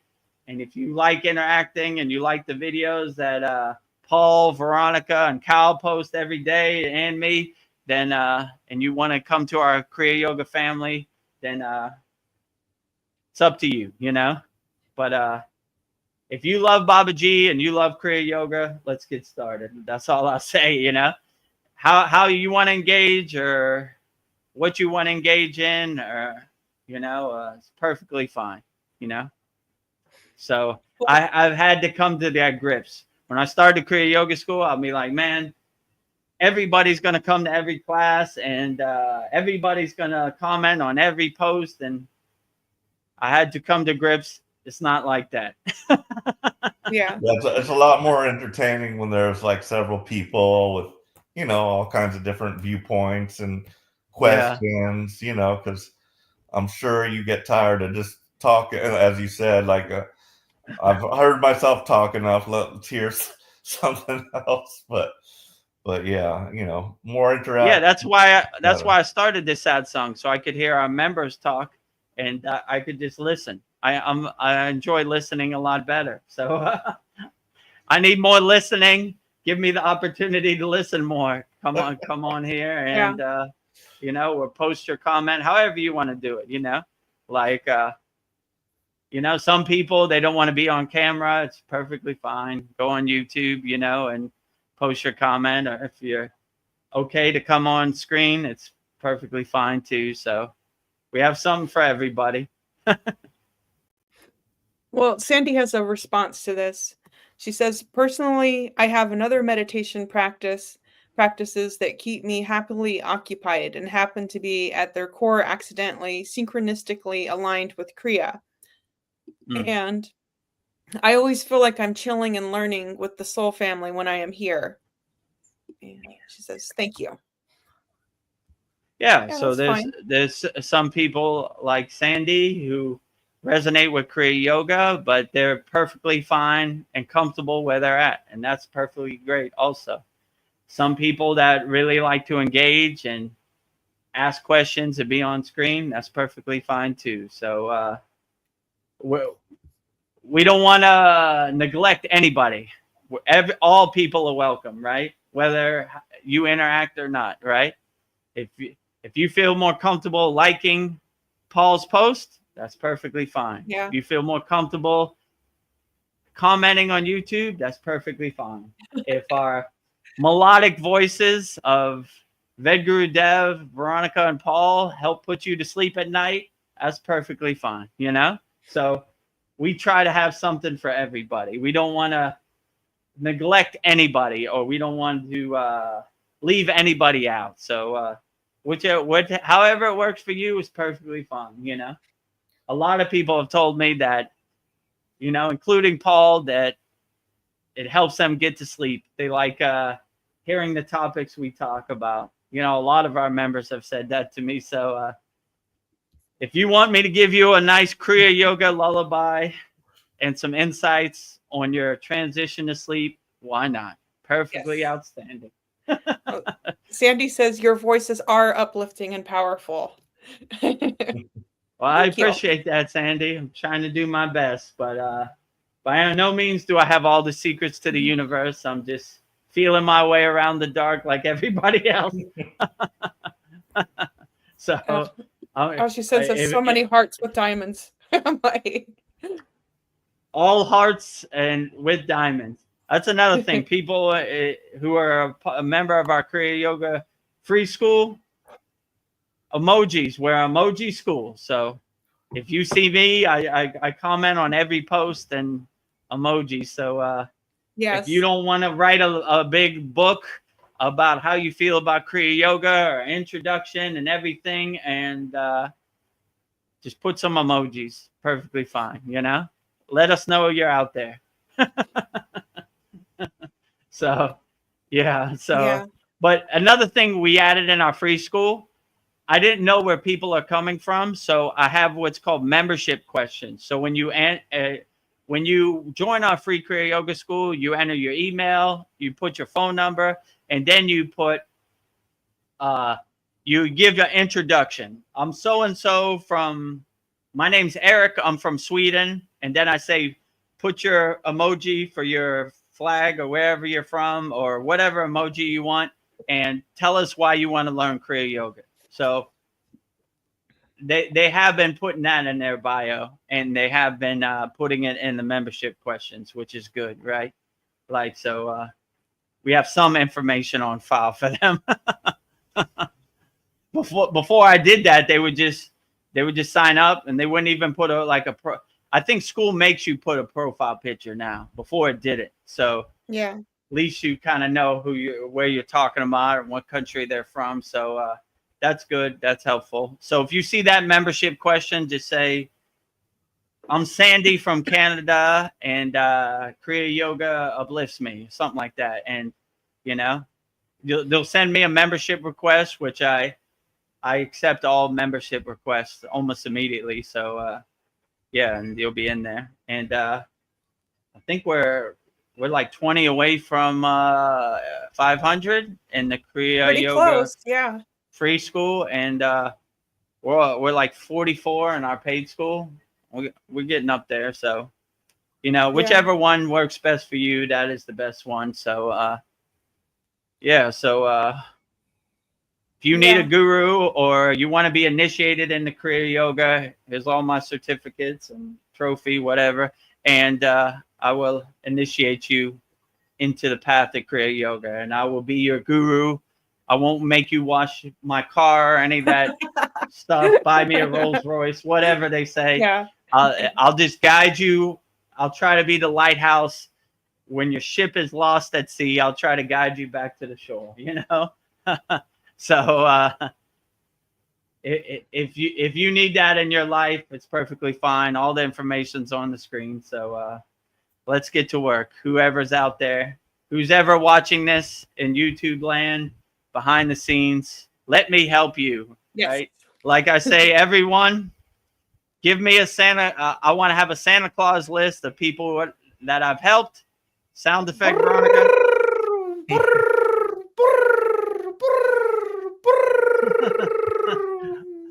So thousands of people, let me help you. If you want to join our paid school, that's fine. Or if you feel comfortable, like Sandy, on the YouTube channel, the live streams or the free school is perfectly fine too. I don't want money to be a barrier for help. I want to help as many people as possible. That's why I do this. Money comes, money goes. It don't really matter, but let me help you. If you love Babaji, I love you. If you resonate with Kriya Yoga, let's get to work, Yeah. Yeah, and thank you, Paul, for showing up almost all the time, because I don't know, this did bother me a while ago, but I just learned to overcome it, and I just keep showing up. So I feel like I get rewarded coming, because I feel like I'm getting Shakti Path from Vedagurudev. because I like, Me too. I feel like I'm getting major downloads. So I don't know, if you want to come to Satsang, you'll get some Shakti Pat. So that might be an incentive. But yeah, and I just kind of got thrown into this, and I'm just like, it just feels good, and I just keep showing up. And I had a fear of public speaking, and I think that's like one of the boxes that I've had to like clear out, that I have, I am interesting and people want to hear what I have to say. And I don't know, I just have to get rid of that insecurity I have. So I don't know, showing up every week, that's helped me overcome that. So for me, it's personal growth, showing up, and I feel like I'm putting something out into the world beautiful, and this is going to live forever. So I feel like these satsangs we have, they're going to stand the test of time. We're putting something into a little time capsule. So I appreciate everybody that shows up, Sandy, Paul, everybody that comes. So I feel like we're going to uplift the consciousness, just keep talking and showing up for each other. So say 80% of life is just showing up. So Right. so maybe just listening is showing up too. So Yeah, even me before the Kriya Yoga School, I mean, I kind of got thrust into it myself. Like I just did my sadhana in my room. No one saw it. Didn't really help anybody, and I always had the question, how am I going to help people? Just doing my sadhana. No one would even know unless you were in my room when I did my sadhana. So once Chad presented me with starting the Kriya Yoga School, here I went. I had no aspirations to become a yoga teacher, instructor, even though I had all the certifications and all the papers and everything, you see here. And I just didn't resonate with becoming a teacher, but I got thrust into it, and here I am. I'm gonna try to be the best teacher and help as many people as I can. I never really had the calling, but now that I look back on it, when I got my name Diksha in the Himalayan mountains, Vedagurudev, it was always kind of telling me like, this is going to be a high bar to cross, but you're going to have to cross it one day. I know you don't want that guru play and that title of guru, and it seems kind of ugly and egotistical to you, but you're going to have to come to the grips with that one day. And last year, Guru Purnima, I did come to grips with it. So, in our Kriya Yoga School, the question was asked, who's our guru? And that was a good question. I had to look in the mirror and say, well, I guess it's me. And that time has now come, So here I am. And if you want a guru or whatever, join our Kriya Yoga School, So let us help you on the path. So I agree with you. I never really had these aspirations to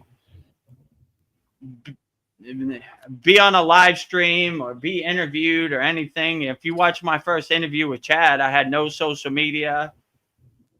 I had no clue how to do any of this. I was kind of lost in the sauce. Like, how does this work? What? Camera was dark. My microphone was dark. But once I commit to something, I don't give up. So, okay, I need a light. I need a camera. Let's start figuring out, If we're going to help people, let's jump off the cliff and help people. So anytime I hear that story about an autobiography of Yogi, Babaji told an American guy that if he wanted to be a part of his tribe or a devotee, he had to jump off the cliff. American guy, me. So I always resonate with that. So I see all this is always jumping off the cliff for Babaji. I need you to teach people Kriya Yoga. How? Okay. Where's the cliff? Jumping off, right? I need you to do a live stream on YouTube and help people. Where's the cliff? Jumping off. Jumping off. So I always jump off the cliff for Babaji. No questions asked. So this is another one of those cases. So so I understand there's a lot of people that need help out there, need some tools. So I don't want money to be a barrier to entry. You go at your own pace. If you feel comfortable watching in the background, that's fine. We would love to have you on screen, but you know, no pressure. So yeah, but I understand. I was kind of thrust into this indirectly, but I don't look at anything as a problem. I look at it as a solution, you know. So I'm trying to do the best I can. If I'm gonna uphold the guru title for my parampara for our lineage, then I'm gonna hold it up as high as possible, you know. So and I'm not gonna be shy about it. This is who I am. This is who my guru is. This is who my Sadguru is. This is our lineage. This is our parampara. And obviously, I'm biased. Our football team, our lineage is the best, but yes, I love everybody's lineage and parampara also. So, you know, so yeah. So if you resonate with the words that are coming out my mouth, let's get started. You know, let's plant that tree today. So. Yeah, it's like everything's led up to this. It's like the role you were born to play. So it's like all the synchronicities came into place. So here you are. And I'm going to embrace it and be the best I can, you know. Am I perfect? No. I don't know any yogi that's perfect. Some days are better than other days, you know. But I take no credit for what comes out my mouth. I get the stream of consciousness on my crown and it comes out. And if you resonate with it, give all the glory to Babaji, you know, his words, not mine, you know. So, yeah, so I just embrace it and accept it as best as I can and keep on moving. As long as people show up, I'm going to be here always. So I never give up. I'm not a good giver-upper. So, you know, no matter how frustrating or disappointing it becomes sometimes, I always show up, right? And I'm always here. If you want to hear some insights into Kriya Yoga, I'm always here, you know. Money or no money. I don't give up on nobody. No yogi or yogini ever left behind.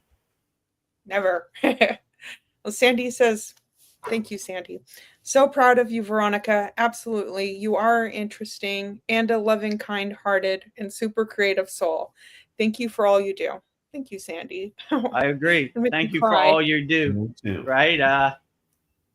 Helping this big dummy, Vedagurudev. And Sandy also says, and I always appreciate Paul's contributions also, your conspiracy questions also. And we love and appreciate you, Vedagurudev.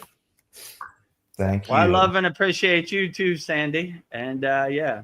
Thank you for the kind words for Paul and Veronica. And yeah, we appreciate you showing up always. So thank you for all your inspiring questions. You know, it gives me something to contemplate on and think about also. All right. So my guru used to say, Vedagurudev, you're looking at the forest without seeing the trees. So some of these questions help open my mind and give me insights. And I'm not married to my ideas. I'm not going down with the ship. I adjust. I try to keep an open mind. I try to be flexible and pivot and change course, right? Like, Boogosphere. I like I never thought about the Boogosphere, but the Boogosphere is great. And then I see it. The Boogosphere loves Gayatri. Boogosphere loves Gayatri. I love Gayatri. Boogosphere is outstanding. You know, I never heard about it, but I love the Boogosphere. It's great. Yeah. Right. So, you know, let me see. Oh, here comes Paul. He got some Boogosphere videos on our school, and I was like, I love this Boogosphere. I never heard of the Boogosphere, but I'm loving it right now. Right. And when I saw that it went crazy when they played the Gayatri mantra for it, I said, the Boogosphere is great. I love Gayatri. Boogosphere loves Gayatri. You know, love that Boogosphere. So all your profound questions and insights really help open my mind too. You know, sometimes I'm in the forest without seeing the trees. You know, let me look at the trees. What tree is that? Boogosphere over there? I never thought about that tree, but now I'm gonna investigate. I'm gonna research, and I'm gonna open my mind to the Boogosphere tree possibilities. So don't be in the forest without seeing the trees. That's another one of my guru's insights. Yes. That's a good one. Get out your own way, right? Open your mind, right? So I'm open to all conspiracy theories, all different spiritual traditions, different techniques. So I'm open to it all. Yeah. Paul, you are opening our reality. Thank you. Open your reality. Yeah. With Paul. Paul is our new Chad, right? Yes. Open your reality. That's why I like Chad's channel too. It opens my reality to possibilities, you know? One son, two sons, you know? Yeah. I'm opening my reality. I'm opening my mind to different possibilities. Like, you know, like Paul said in our other Satsang, he said, they say they're going to take your child on a field trip and they put her through a porthole and 20 years come back, right? I said, next time they ask me to sign for field trip, I'm saying no way, you know, no thanks. I'm not, you know, enslaving my child in what is it called? The universe? Talented and gifted program. They're fake. You know, they have all kinds of buzzwords for their fake programs. USAID. Who am I aiding? You're aiding my $1 million boat contribution. You know, like what? Yeah. The Patriot Act. What's patriotic about stealing Americans' rights? Shut up. Too much thinking. When I used to go to Catholic school, I liked when they said, thinking is a sin of pride, right? Oh, that's real good, slave master, right? Thinking is a sin of pride, right? No, I'm going to think as much as I possibly can, right? I'm going to use this. I'm not going to regurgitate your narrative and make it become my narrative. So, yeah, when they say gifted program, you know it's some straight BS, right? They say go right, I go left. Gifted program, this comes from the U.S. government? No way. Patriot Act? No way. USAID? No way. I mean, you could go down the list. Weapons of mass destruction? No way. Gulf of Tonkin? No way. You know, what? On and on and on and on and on and on and on, right? I'm not even sure they've ever told us the truth, to be honest with you, but that's my soapbox and that's my perception. So take what you resonates with you and keep it, you know? So, yeah. So when they say the gifted program, I'm like, nope, no way. Thanks for the heads up, Paul, making me aware, right? So we need to take your child on a program, a gifted program. She's so gifted. Haha, good one, Wizard of Oz. No thanks. Staying home, right? I'm not gonna do that to my innocent child, you know? Yeah. 20 years of enslavement and some far away. Oh no, whatever. Yeah. You know? Not that I don't think you're gifted and talented, daughter, but you're gonna stay home. You could be gifted and talented right in our own home. I don't need no approval or no certification from nobody else, right? You know? You're perfectly great here, you know? My job as a father is to protect my child. So I will not be doing that ever, right? So now I have the heads up on the gifted program, like, no, you gifted, right? You don't think anybody's gifted, right? Get out of here with that BS, right? Your cool subliminal messages, right? Like I said, Patriot Act, USAID, gifted program, you know? No thanks. No thanks. Well, Sandy, you're so sweet. Sandy says, Veronica, I have also worked through releasing beliefs connected to being seen and heard. The more we release these limiting beliefs, the more we see that the sky's the limit. Jai Babaji and light beings. And then Jai Babaji and all light beings. She goes, good one, Wizard of Oz. Wizard of Oz. Pull the curtain and see the Wizard of Oz behind the curtain. Oh, I thought you were God? You're just some fat, bald-headed guy behind the curtain. Toto, bite his ass. Liar, right? Bite him right in the ass, right? Liar, right?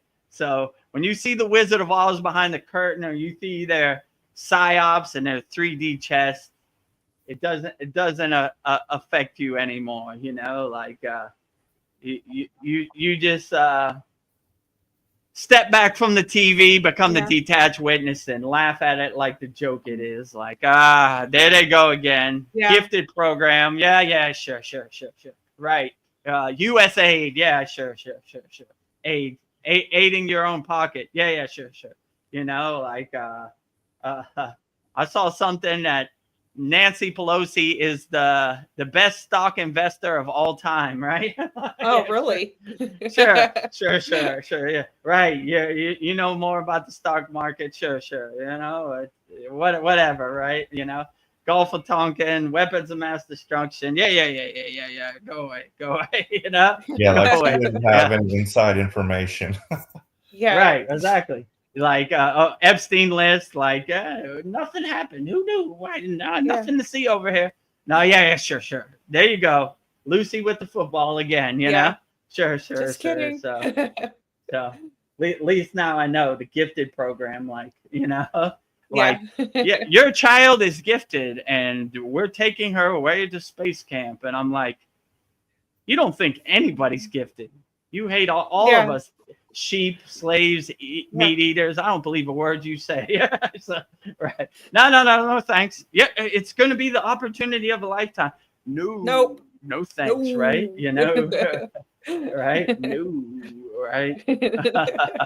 So, not gifted, right? Yeah. So, if you're seeking approval from these nefarious beings, right? These parasites, then don't do it to yourself, right? Don't let their story become your story. Don't let their narrative become your narrative. Just become the detached witness, watching Seinfeld on the big movie screen of the world stage, and you're like laughing. Here he comes. Kramer's coming through that door. Woohoo. Oh, here comes the mailman, Norm. You know, what's Jerry gonna do today? Oh, this is a real hoot. This crazy Maya delusional world. It's a real knee slapper. So if you look at the world, if you look at the Maya delusional world as a comedy is, it doesn't have the pull or the effectiveness that it does, right? Like, you know, here comes the comedy show.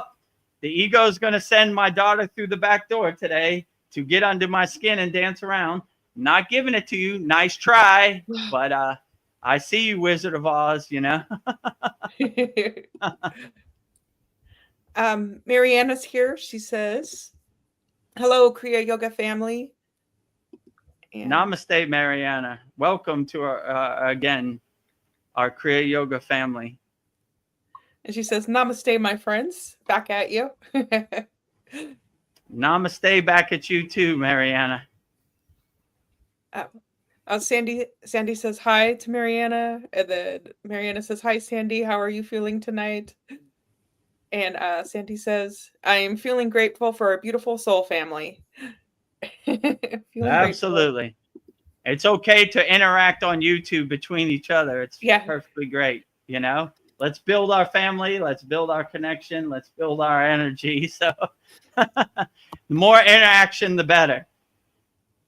And then when you were going on, Vedagurudev, Sandy was like, serenity now, insanity later.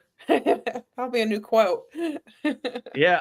Serenity now, insanity later. Well, sanity now and serenity now and calmness now and higher consciousness now and everything, right? Don't plant that tree next month. We're planting that tree right now. So we're going to stay as sane as possible and laugh at this Maya delusional world like the joke it is. Like, yeah. Oh, boy. Here we go. Lucy's coming with that football. Epstein list, whatever.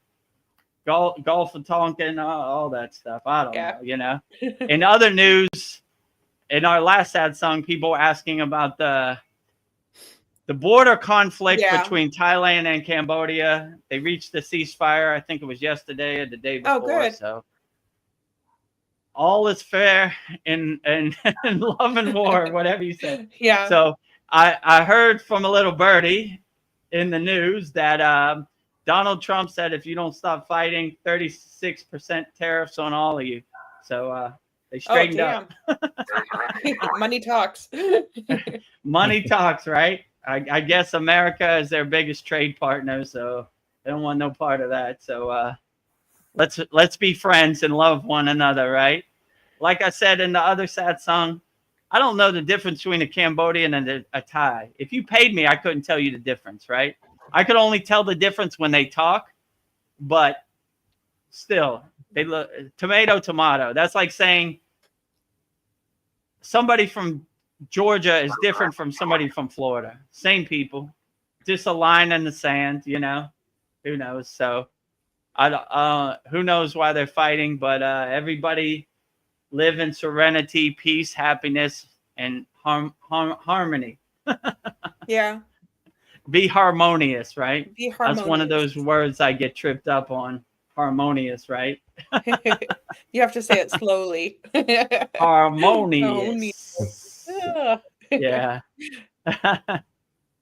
Well, that was a question Arjuna had for his guru, Krishna. He said, what is it? Why engage in this dreadful act of battle if knowledge is superior? Yeah, why? Yeah, true. You know what Krishna told him? It's his duty to evolve and learn from this war on the battlefield, you know? So like this is your karma that you have to go through to uplift your soul and learn the lesson that you have to learn in this incarnation. So I would agree with Arjuna. Jnana, wisdom, is superior to physical harm and violence, but some people, that's their karma to help them evolve and grow spiritually and see the mistakes of man and not repeat those mistakes. You know, when I see war and violence in the world, I said, I don't want that horror movie to become my horror movie. So some people have to go the hard way. I guess that was Arjuna's path, but I'm lucky enough I don't have to go the hard way. And I hopefully in my other incarnations have learned from the violence and the harm way, and I never have to repeat that. I leveled up, I upgraded, I grew spiritually where I saw that's not the way. So I would say that people who resonate with death, murder, war, these are more younger souls, right? Who haven't learned. I'm lucky enough where I have learned from probably past incarnations that this isn't the way, right? Yeah. So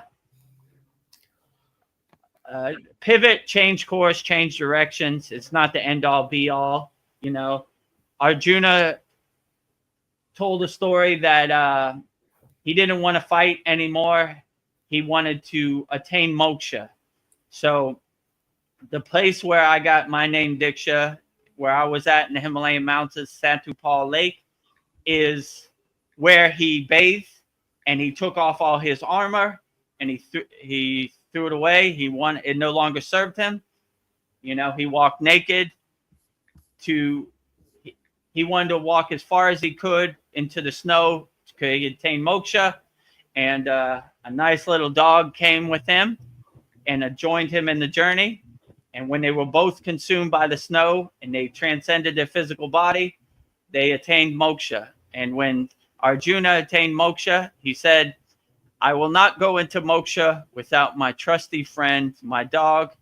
If you grant him moksha and we both get moksha, we will go together and take the divine flight home to the astral plane or wherever. And his dog was granted moksha. So the best day of the dog's life, he didn't have to do the hard work. Arjuna, just by being his friend, he attained moksha, the highest form of liberation in the Kriya yogic path. So, or the yogic path or the Vedic path, however you want to say it. So, about, Arjuna and Krishna. Yeah, when I read that story, I started reading, as I was coming in and finding different books and like trying to figure out this whole thing.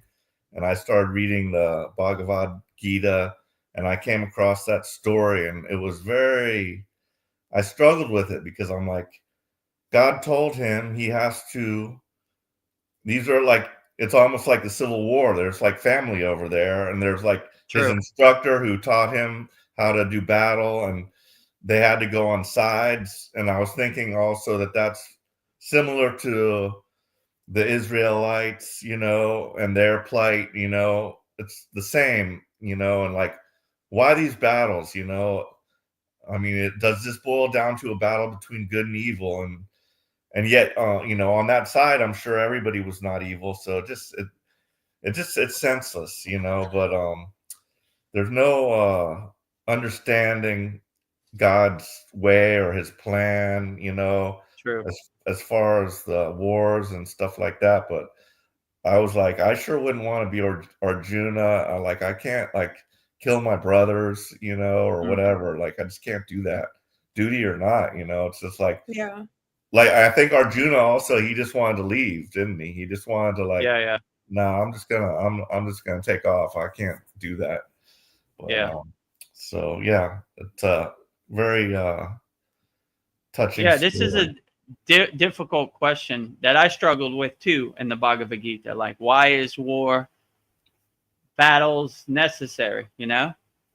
So I don't know. I don't have a good answer for that. So it's like, all I could say, like I said before, it was to make Arjuna more aware and more insightful that what's talked about a lot in the Bhagavad Gita is detachment, right? So I also liked in the Bhagavad Gita when they gave both sides a choice, right?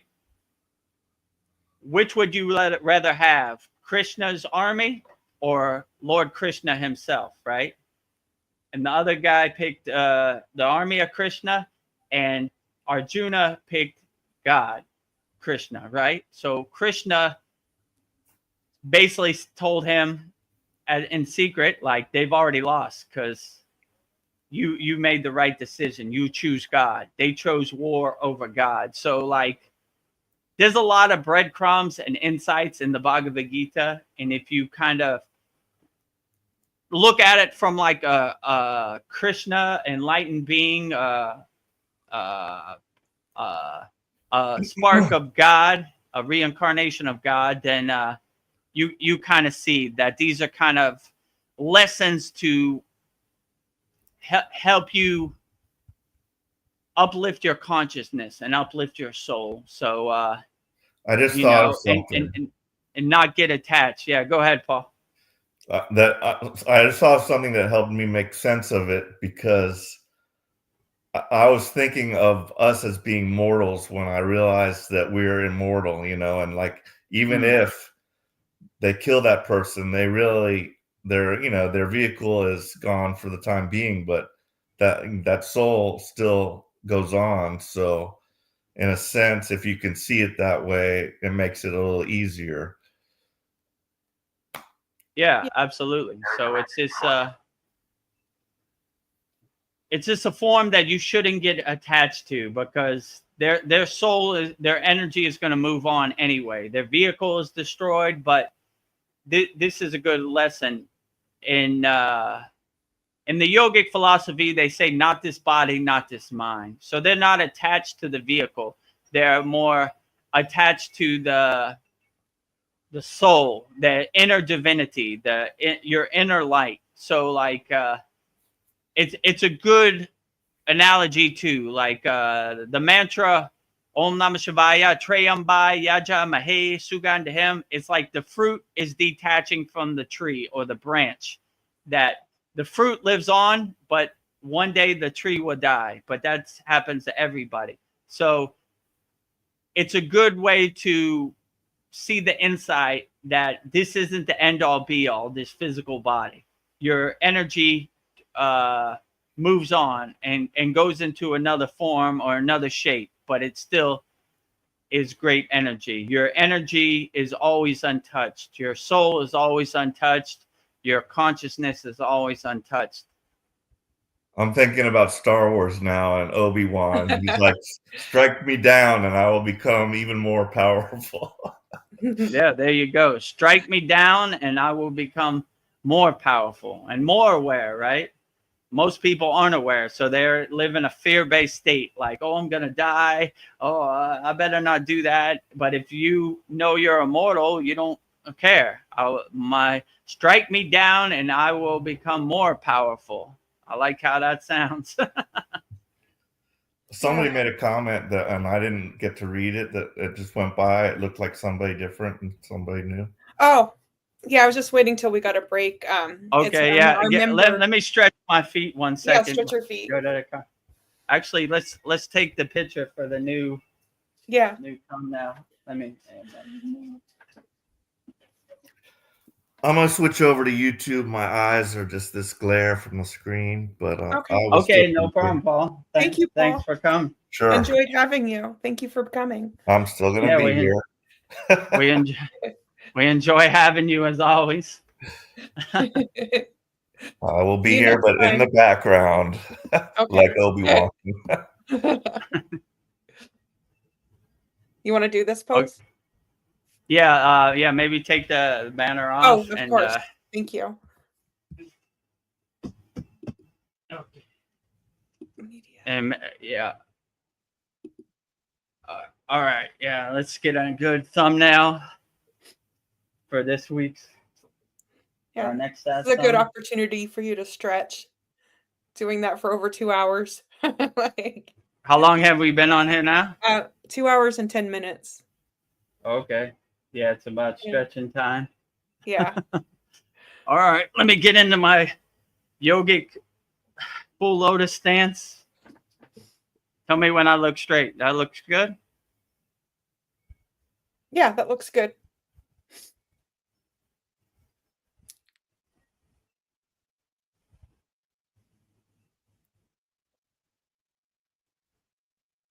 Okay, I think we're good. Okay. Awkward silence. What time is that? 2:10 to 2:11. So I'll write that down. 2:10 to 2:11. All right, good. All right. Back to the program. Yeah. Overlay up. Back to the comments. Okay. Yeah, so now we can get to the comments. Put all your comments in the YouTube chat. Okay. Just went on a rant for a while. Yeah, so, it's okay. I was just figured when there was a break, I would just say these things. So I didn't want to interrupt you and Paul. Yeah, no problem. Sandy was saying serenity now, insanity later. That was a Seinfeld quote. So I missed it. Yeah. But I thought it was very clever. Seinfeld was really enlightened, serenity now, and enlightenment now. Yeah. You know, sanity now, consciousness now, love insanity now. Never. Yeah, insanity never, right? Who needs insanity, you know?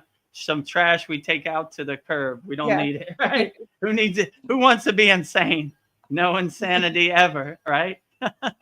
We've crossed that mountain before, right?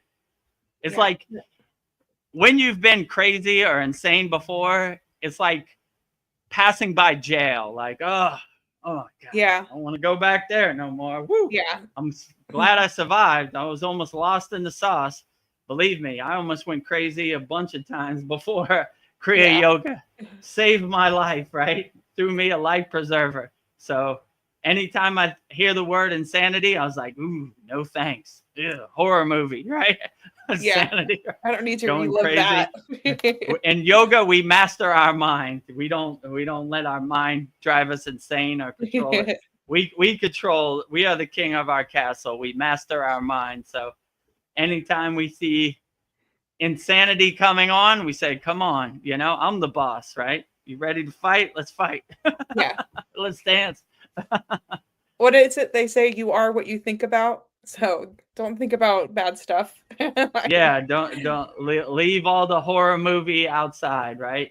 A horror movie can't affect you if you're not in it. So you don't think about it at all, right? So I try to leave all these lower emotions, lower instincts out of my mindset as much as possible. You know, their job is to sneak it in on you. What do you think about this? So, you know, you go to work and you're standing around the water cooler. What do you think about Donald Trump and his terror? I don't think anything about it. I didn't even see it. What do you mean you didn't see it? I didn't see it. I don't watch TV. And my TV in my house is like a wall ornament. I can't even remember the last time I turned it on. It's like a picture frame. It's there. I don't watch TV. You know, every once in a while, I like when I post on Instagram, I post in ghosts, right? I just post and I get out of there before the monkey starts throwing poop on me, right? Like, you know, so every once in a while, I'll see something on the timeline like, you know, like, what the hell? You know, it got me, you know? It pulled you in. Or Epstein, like I'll upload a video to YouTube and there would be on the timeline, I'll be like, you know, the algorithm got me. I thought I only look at Kriya yoga videos. How's this on my timeline? Yes. But, you know, it's there, but don't get affected by it. Post and ghost. Yeah, you watch one of these things and then like 30 more of the same thing pops up. You're like, damn. Yeah. Then the algorithm sees you like this and it gives you more of it. And before you know it, you have a timeline of Jeffrey Epstein. When you just looked at it for 2 seconds, you're like, oh, got me, you know? Now I can't get rid of it. Yes. Oh, look, a butterfly. You see? Oh, yeah. There he goes. Beautiful. Cool. Oh, it came right at the camera. Oh, yeah, magical. cool, right? That was a big one, too. Yeah. Nice. I'm going to have to rewind it at 2 hours and 15 minutes for butterflies. Well, our member, Darren Carter, is here. He says, morning, guys. Just woke up. And there you are. There we are. There you are. There you are, Darren Carter. Yes. Glad we could uplift you when you wake up. Vedagurudev and Veronica never give up. Never. We're here. Rain, sleet, snow, wind, tsunami, whatever happens, we're still here, you know? Yes. Keep going. Well, I guess I'll continue on with the questions that Arjuna asked his guru. Some of them I already know the answer, but I don't know. I thought it was interesting. What are the characteristics of a karma yogi? Helping people with no expectations, just doing as much selfless service as you can, loving, helping people, being as kind as you can, with no expectations, no wanting of rewards, just helping from your heart, you know, with no expectations, loving people as much as possible. When I went to Hydrocon, and you know, that's the ashram of Hydrocon Baba, they're all karma yogis. They try to feed as many people as possible. They try to help as many people as possible. They're really going out of their way to help you as much as possible. You know, my bed is your bed. My food is your food. All of the above, right? My puja is your puja. So no yogi or yogini left behind. They're looking for opportunities to help as many people as possible, wholeheartedly, with no expectations. So they just give as much as possible. And as a karma yogi, you can never go wrong, right? Yeah. That indirectly burns off all your past life karma, and it burns off, you don't have no future karma because you didn't create none, and you don't have no present day karma. So it basically puts you in the mindset where whatever you did in the past life, it gives you the opportunity to burn all that up, you know? So, but don't be a karma yogi for any expectations. Like, I'm going to burn my karma yoga. Just, it makes you feel good helping people. It makes you feel good loving people. It makes you feel good to have positive, uplifting energy to help people, you know? Like, I think it's great when Darren says, He turns on his computer, and there we are with some positive, uplifting energy, right? A breath of fresh air. It's like the morning sunshine. It's like the sunrise. Here we are. We're on here answering questions, helping people. So, yeah, be a lighthouse to ships lost at sea, right? Letting them know it's, if I could do it, anybody could do it. So we're out here to uplift. Rising tides lift all boats. So we're here to help and love and be compassionate and kind and giving as much as possible with no expectation of anything in return. Just loving wholeheartedly as much as possible, you know? Yeah. And I don't see how you could ever go wrong with that. That's why they say karma yoga is the lightning path to enlightenment, right? So it puts all these things in perspective of what's really important and what's not really important. So you can never go wrong helping people wholeheartedly. So I try to go out of my way helping people wholeheartedly. Yeah, I would say my religion is kindness. Like, just be kind. My religion is love and kindness. Yes. Unconditional love. Yeah. Universal love. The best love. Not emotional love. Universal love. Divine Universal love. And then Arjuna asks Krishna, what is stopping me from practicing yoga? What is stopping us? In my opinion, nothing is stopping you from practicing yoga.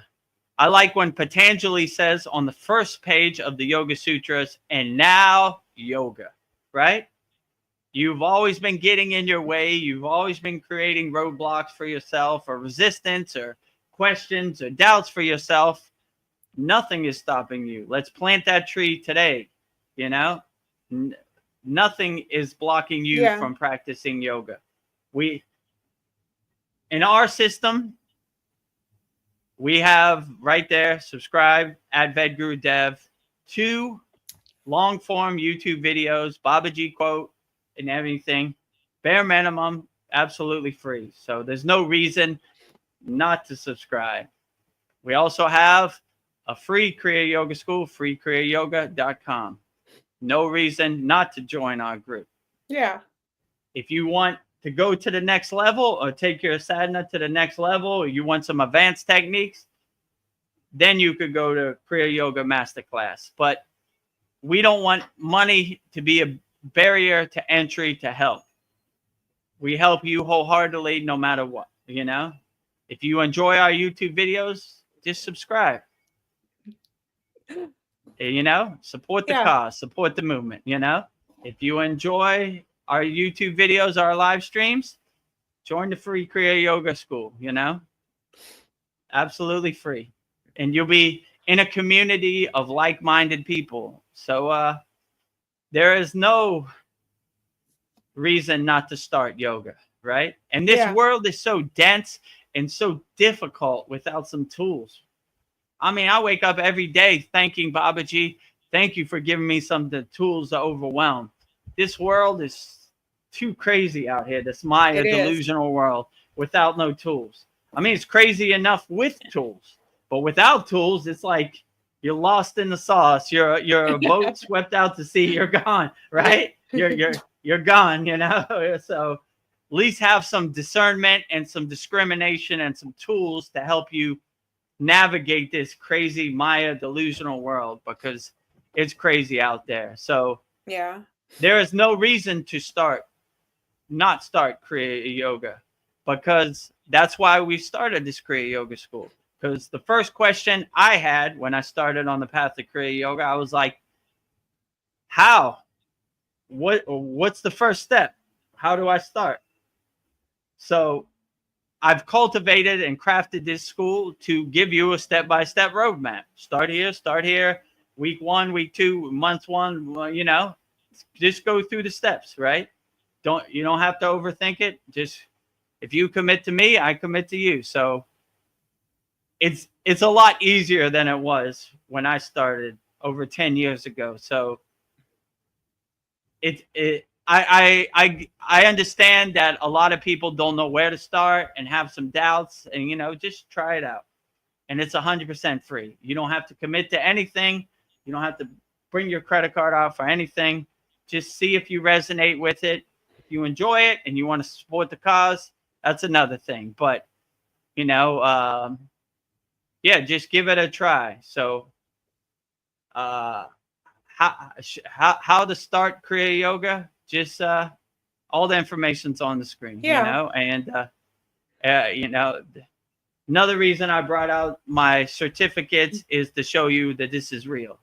So if that helps you on the path, once you get in our school, you'll see all the videos of me in the Himalayan mountains and all this and that. So you'll know. So just start today. And if you don't resonate with Kriya Yoga, that's perfectly fine too. But if you want to get started and you don't know how to start, I'll give you a step-by-step roadmap and a step-by-step plan, to start. Because I understand when I started Kriya Yoga, there was nothing. I was kind of feeling my way around in the dark, like, what I do? What? Slow down, Babaji, slow down. So now you don't have to take the road bumps. I've ironed it out for you and gave you a step-by-step roadmap. So that's how I would start yoga, right? Yeah, nothing to stop you. Nothing to stop you. Get out your own way. Remove all your blockages, all your resistance, all your obstacles. Just start today. Make a commitment to yourself. Like, I don't know where this yoga journey or this Kriya Yoga journey is going to take me, but I'm willing to try it out. Let's see what happens.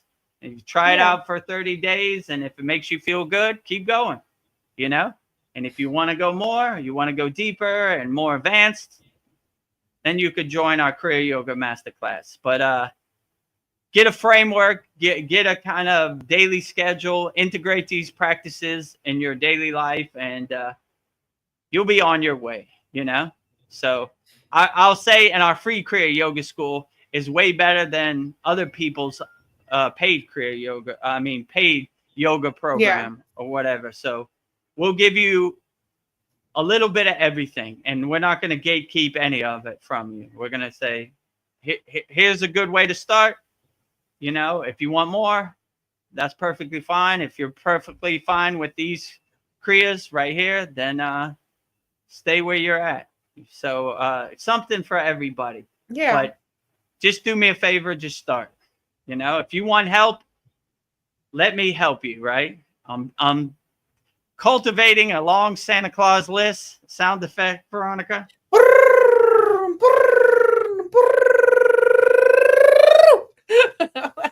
There you go. Of a million of people I've helped on the path, paid, free, whatever. I help everybody wholeheartedly. So, let me help you. Give me the opportunity to help you. It'd be a true blessing for me. And you'll be supporting the Vedagurudev Santa Claus list so he could be so undeniable when he reaches the ascended masters. I have a compliment to you. Darren Carter says, thanks, Dev. You are a blessing to us. You are a blessing. Thank you, Darren. You are a blessing to us, too. Thank you for being a member of our Kriya Yoga Masterclass.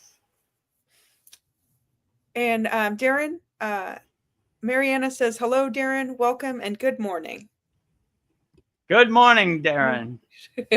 Let us know where you're coming from. I think you're in the UK, but I could be mistaken. Please correct me if I'm mistaken. Wherever you're at in the world, good morning, good night, good afternoon. Yes. To everybody. Well, let me carry on with these questions. Oh, wait. Oh, Darren says, morning, Andromeda, Mariana. Oh. Good morning, Mariana. My next question to you for that Arjuna asked Krishna is, if karma is binding, how should you get free from the fruits of actions of karma? That's interesting. Yeah. So if karma binds to you or is binding, you should detach from your karma. The best way I know how to detach from my karma is, my guru used to say, by doing your sadhana, your yogic practice, you're indirectly burning your karma. You're not dwelling upon it. It's just indirectly dissolving and diluting by the inner work you're doing. So how to release the binding of karma is to just by doing your inner work. So meditation, pranayama, breath work, asanas, mantra japa, bhakti, all these practices, karma yoga, help you detach from the karma, or you're not dwelling upon it. You're letting it pass like clouds in the sky, like water under the bridge. It doesn't really affect you. It doesn't have the hold on it that it does to other people, right? Other people look at their karma as like consequences or judgment.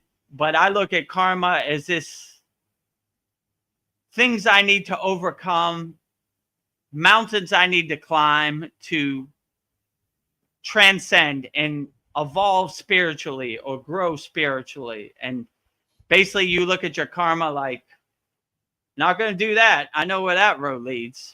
Let it go, you know? So my guru used to say 3 types of karma. Let me see if I can remember this. Agama karma, Sanchita karma, and Pradrahara karma. So these 3 are past life karma, present day karma, and future karma. So if you don't create any present day karma, there's no need for future karma because you don't create any future karma. So the only thing you need to worry about is, in my case, the trash mountain of karma I've collected through all these incarnations. Yeah. So these incarnations, I just do my daily sadhana and I dissolve my trash mountain of indirect karma I've collected and try to dissipate it and make it as low as possible. So I'm not really thinking about it. That's not why I do my sadhana. It's a byproduct of doing your sadhana. You indirectly dissolve your karma. And if you have no karma, it's all dissolved. Future, past, present day karma. My intuition or my darshan says you could get off the hamster wheel, right? You have no regrets. Everything you did, you dissolved it. You know, you learned all your lessons. You're an enlightened being. You're a light worker. You have nothing to come back to. You have no more work. Your work is finished. I retire from this Maya delusional earth plane and I go to the higher astrological planes and join Babaji around the campfire. My time in prison is over. Open the cage and let me out. Yeah. I'm going home. So that's the way I look at it. Yes. You know, I've been paroled from this Maya delusional earth plane. And I would, in this life, I would go as far as you can on the spiritual path. So if you do reincarnate, hopefully you would pick up where you left off. In my case, I find it hard to believe that I have all this knowledge or this yogic wisdom out of nowhere, right? I can't even believe in that synchronicity. So I believe I'm picking up where I left off in the last incarnation. And it was very difficult and very suffering and very painful the first 40 years of my life before I found my way back on the Kriya yoga path. So don't do it to yourself. If you get the memory wipe, at least you have pure soul energy, non-harming, ahimsa energy, non-violent energy. You're transitioning from a new soul to an old soul. Like, nada, that's old soul problems. I want no part of that, right? War, murder, destruction, violence, anger, new soul junk. I'm an old soul. I'm wiser now.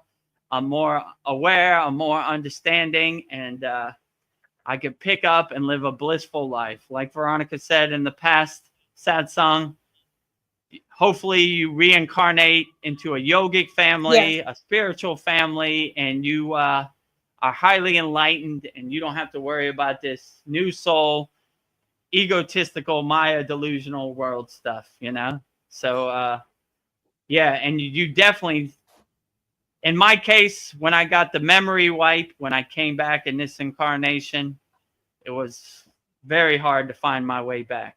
And I don't want to go through that prison no more, right? I've been to prison. I've seen it. Want no part of it. I'm not going to. My father used to say, we don't throw bricks at the penitentiary wall, right? Which means like, we're not trying to tempt it. Hey, look at me. I'm out here. You can't catch me, you know? That's throwing bricks at the penitentiary wall, right? We're like, we drive as fast past the prison as we can. Not going to do it.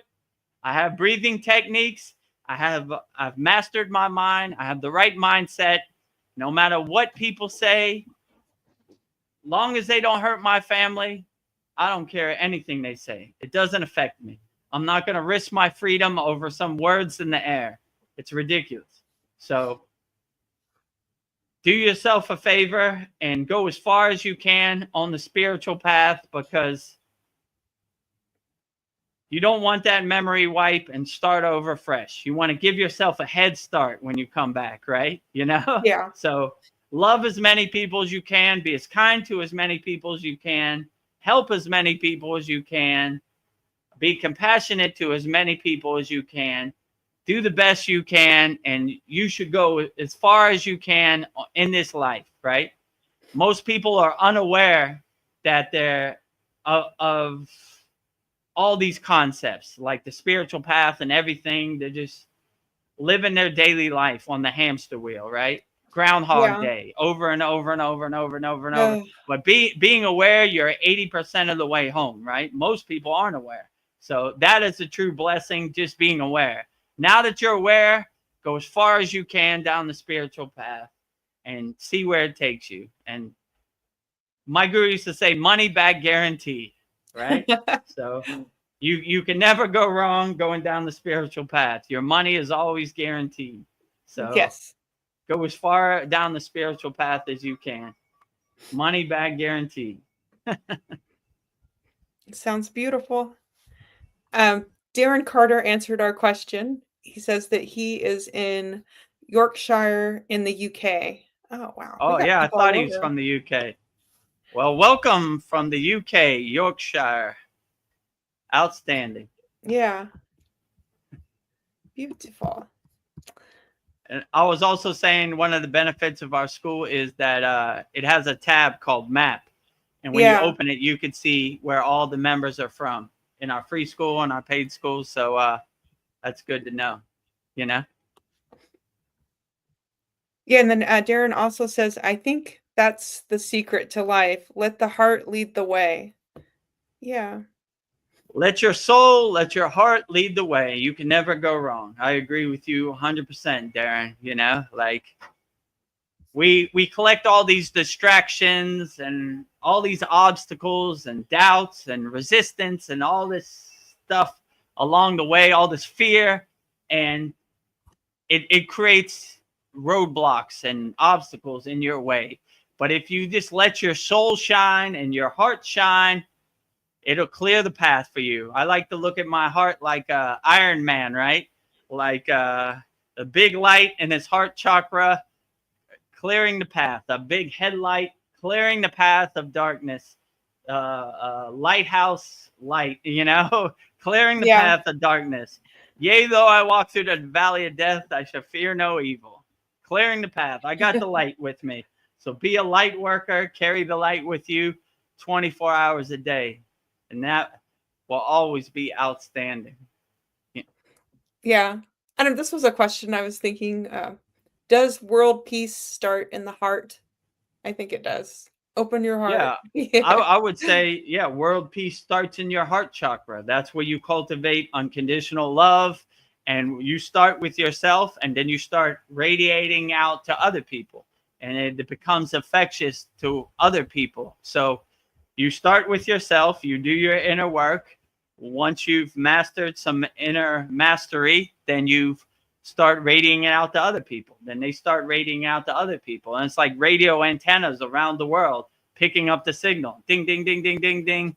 You know, harmony, peace, love, you know, kindness, you know, no more higher vibrations, higher awareness, no more lower vibrations. So send out your loving energy, transmute it to all people all around the world. And like I said before, one of my favorite things my guru told me, love is not 5 beans in your hands. It's unlimited. So give it wholeheartedly to as many people as possible.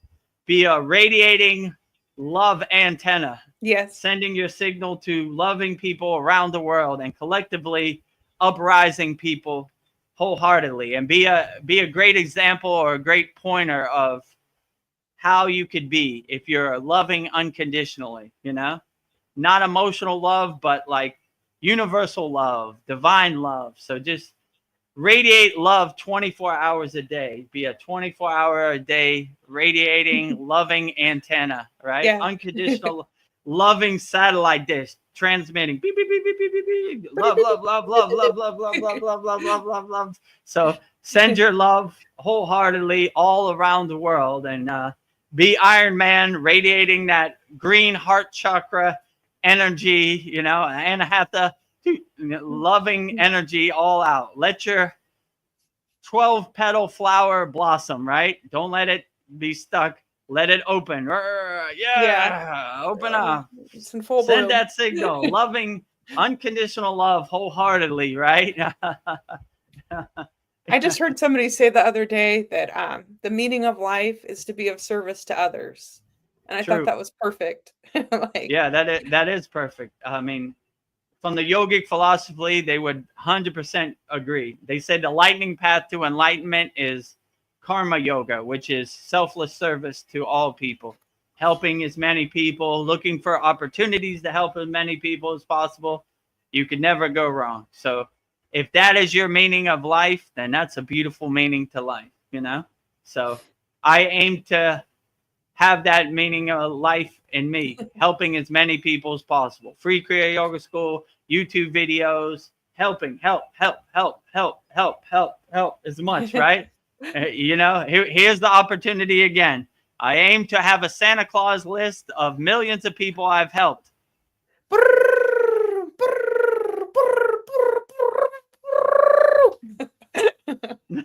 So helping as millions of people as possible. Thank you, Veronica, for the sound effect. Yeah. It really makes it a good visualization, right? So I have a Santa Claus list bigger than Santa Claus. How many people have you helped, Vedagurudev? Millions, right? It's Millions. like, whoa, this guy is so undeniable. We cannot open the pearly gates or welcome him to our Kriya Yoga campfire, our Yagna. So help me get back to home, you know, get back to the Babaji campfire with all the other ascended masters who have helped millions of people also. Sounds like a plan. See, my next question for you. What are the characteristics of a self-realized person? A self-realized person they kind of have a 24-hour day state of samadhi, right? Where they're not attached to anything in the Maya delusional or material world. They're doing their inner work, and they kind of laugh at the Maya delusional world like the joke it is, right? They don't identify with the world. They're not identified with their car. They're not identified with their bank account. They're not identified with anything. They're beyond that. They realize their inner self, their inner divinity. So they enhance that. They don't look for happiness outside themselves. They turn to inside themselves for happiness. So I remember when the C word happened, I asked my guru, what should I do? He said, if you can't go outside, go inside. So these people realize the higher truth of everything you need, all the tools you need are inside you as you, and they just realize their inner self. So that's the difference between the self-realized person. They've done the inner work. They've got out of their own way. They've cleared all the blockages and the resistance and the fear, and they kind of laugh at it like the joke it is. And they kind of radiate that self-realization, that divine self inside them as them. So they become one with the oneness, the wholeness inside them as them. So they radiate that self-realization. So they don't need to ask anybody how to realize themselves. They've already realized themselves. So they cultivate and do their own inner work, and what other people say and do is they're unaffected by it. It's almost like a joke to them. Like all these lower emotions, they've already transcended that, and they've already overcame all that. So they've reached a state of self-realization where none of this matters. Everything is kind of a joke. It's kind of a ego play on the world stage where they just kind of laugh at the monkey throwing poop on each other, you know, on the world stage. They don't care. Like they've realized the highest truth, which is all the tools they need are inside them as them. And that's how they become realized, and they've unlocked their self. So yeah, that's what I would say is the difference between a self-realized person and a regular person. Yeah. Like they can see it all clearly. Yeah, they could see like there's pieces on the chessboard and 3D chess. The Wizard of Oz behind the curtain. They could see it all. They're aware of it all. You know, it's like a joke to them. Like, yeah, okay. Yeah, and then the next question, this kind of goes with it. What makes us act against our best interests? We know it's wrong, but why are we doing this stuff? Like, yeah, through my guru used to say, Vedagurudev, you're a master of distraction. And I was like, what do you mean, Babaji? I mean, what do you mean, Baba? He would be like, your whole life you've collected all this distraction, all this conditioning, all this identification that you think define you. And you just need to get out of your own way. Like, go back to, in our class, we say 0, 0, 0, which means go back to when you were an innocent child. You had no clutter. You weren't a hoarder of distraction or conditioning, right? You didn't have no conditioning. You just love being happy and playing in the sun. So the older you get, the more you collect all this junk, and you become a hoarder of distractions. Like, I identify with my flag, and I identify with my football team, and I identify with my car, and I identify with my bank account. So you collect all these conditioning, and it basically puts a bunch of boxes in your door to God, right? So it's blocking your door to God, right? My guru used to say, go down to your basement, which he meant your mind, open all the windows, clear out all the dust, and most of all, throw away all those stupid boxes in front of your door to God, right? You're blocking your connection to God, your alignment to God. So yeah, go down to your basement, throw all this junk away. It no longer serves you. All these renunciates and sannyasis in the Himalayan mountains, they only travel with the clothes on their back, you know? yeah. So they don't have no attachments and no junk. So most of us get in our way. We block our own door. We have a bunch of boxes in front of our door to God. So do yourself a favor and throw all those away and align yourself with God on a daily basis, and realize that happiness is inside you as you. Inner divinity is inside you as you. So you clear out, you get out of your own way. And this was a very important thing I need to learn, because I got in my way all the time. I try to make sense of this, and why should I surrender, and what does this mean? And, you know, then I just got out of my way and I surrendered to it. And that probably was very helpful. That probably cut off another 5 years of my spiritual ascension, you know? Just get out of your way, right? Most people are in their way. They're trying to make sense of it. They're trying to put God in a box or define God and My mother told me this is what God is, and my preacher told me this is what God is, and this and that. They don't want to do all the thinking for themselves. They're lazy. They just want other people's God to become their God and just regurgitate that God. So whatever God you resonate with is perfectly fine, So don't let nobody else's God become your God. Don't put more boxes in front of your door. Don't add more distractions in front of your boxes to the doorway to God, and just be the best person you could be and help as many people as you can. And I don't see how you can never go wrong. And don't attach to anything.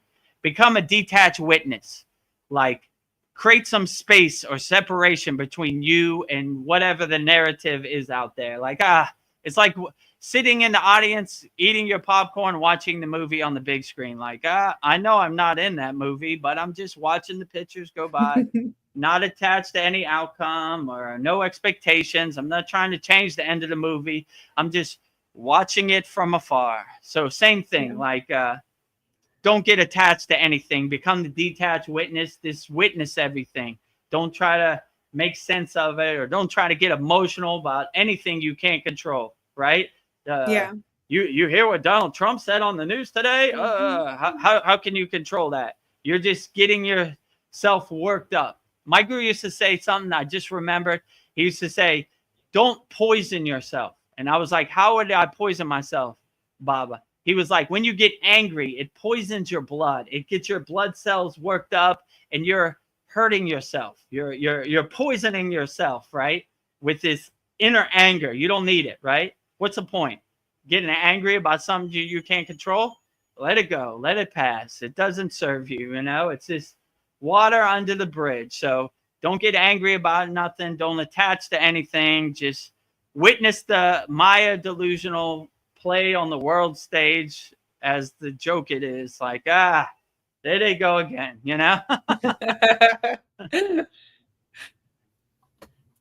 Sandy had some insights for us. She said, I would answer that one with one word, Veronica: fear. And then well put, Sandy. Yeah, that's how they control you, with fear. Everything is fear based, right? These are the C-word numbers of people who have died on the screen, getting you into a state of fear. You should be scared of people who have a different flag or speak a different language, a different country. This is fear. Divide and conquer. So Sandy's right. It's all fear-based, right? That's how they control you. If you don't care and you're not in a state of fear, my guru always said, be a fearless yogi, Vedagurudev. We're not scared of the Himalayan mountains. We're not scared of the Himalayan Yeti. We're not scared of the tiger. We are fearless yogis. We stay in a 24-hour day state of fearlessness. So if you're not scared of anything and you don't care about anything, how can they control you? So that is their playbook, fear. It's all fear-based, right? That's how they control you. If you have no fear, you cannot be controlled. You're a free bird, right? Oh, well, what do you think about this disease? I don't think nothing about it. It's not. I never think about it at all. Wait a minute. What do you mean you don't think about it? Wait a minute, Vedagurudev. You're a smart guy and you don't care about this? No, I don't care about it. Oh my God. What do you mean you don't care about it? There are a lot of people in white coats said that this is what it is. You don't believe the science? No, I don't believe the science. Same like I don't believe history. It's his story. They should call it his science. Yeah, that's good for him. Science. But I don't want his science to become my science. I have my own science, the supreme science of Kriya Yoga. I don't need none of your science. Take all your science away. Take all your history away. I don't want your story to become my story. I don't want your science to become my science. Get it all away, right? Wait a minute. They got a piece of paper that says they're official, that that they know what they're talking about. My guru said something funny talking about this piece of paper. So these are my yoga certificates, so you could see I'm official if you need that. Yeah. My guru told me that they're not even worth the paper that they're written on. So I put them away in the closet. Like, who cares about this? Then he told me recently, he was like, why don't you show your certificates? You worked hard for those many years. I was like, you told me they're not even worth the paper it's written on. He's like, yeah, to Himalayan yogis, they don't care. But people in the Maya delusional world, they like that paper. People go to university for 4 years so they can get a piece of paper. Like, they like the paper. Show them the paper. I was like, all right, I'll show them the paper, you know, show them it. There it is, right? So that's what I'll say. Like, don't let other people's story become your story, you know? And then you elevate yourself above this, right? Like, if you laugh at their science, it has no effect on you, right? Then they have no control. You're a free bird, right? You can't be in their cage. Let me tell you a story about your body. How would you know how I feel in my body? You're guessing, you know? Wait a minute, I got a white coat. You got to believe me let me tell you how you feel in your body and what's wrong with you. Get out of here, you know? Let me tell you a story about George Washington's wooden teeth. Blah, blah, blah, blah, blah, blah, blah, blah. I don't care. I don't want your story to become my story. You don't want to regurgitate this and tell your friends? No, I do not. I do not want to hear any of this junk. I don't want your trash to become my trash or your karma to become my karma. If you're stuck in that social media slot machine or that mainstream media prison, keep that away from me. I'm a blissful yogi, right? I create my own narrative and my own movie. So don't let other people's science become your science. Don't let his story become your his story. And whatever resonates with you, that is perfectly outstanding. Sandy says that fear stands for false evidence appearing real. Absolutely. Absolutely. False evidence appearing real. I like that. I'm gonna put that in my pocket. Yeah. You know?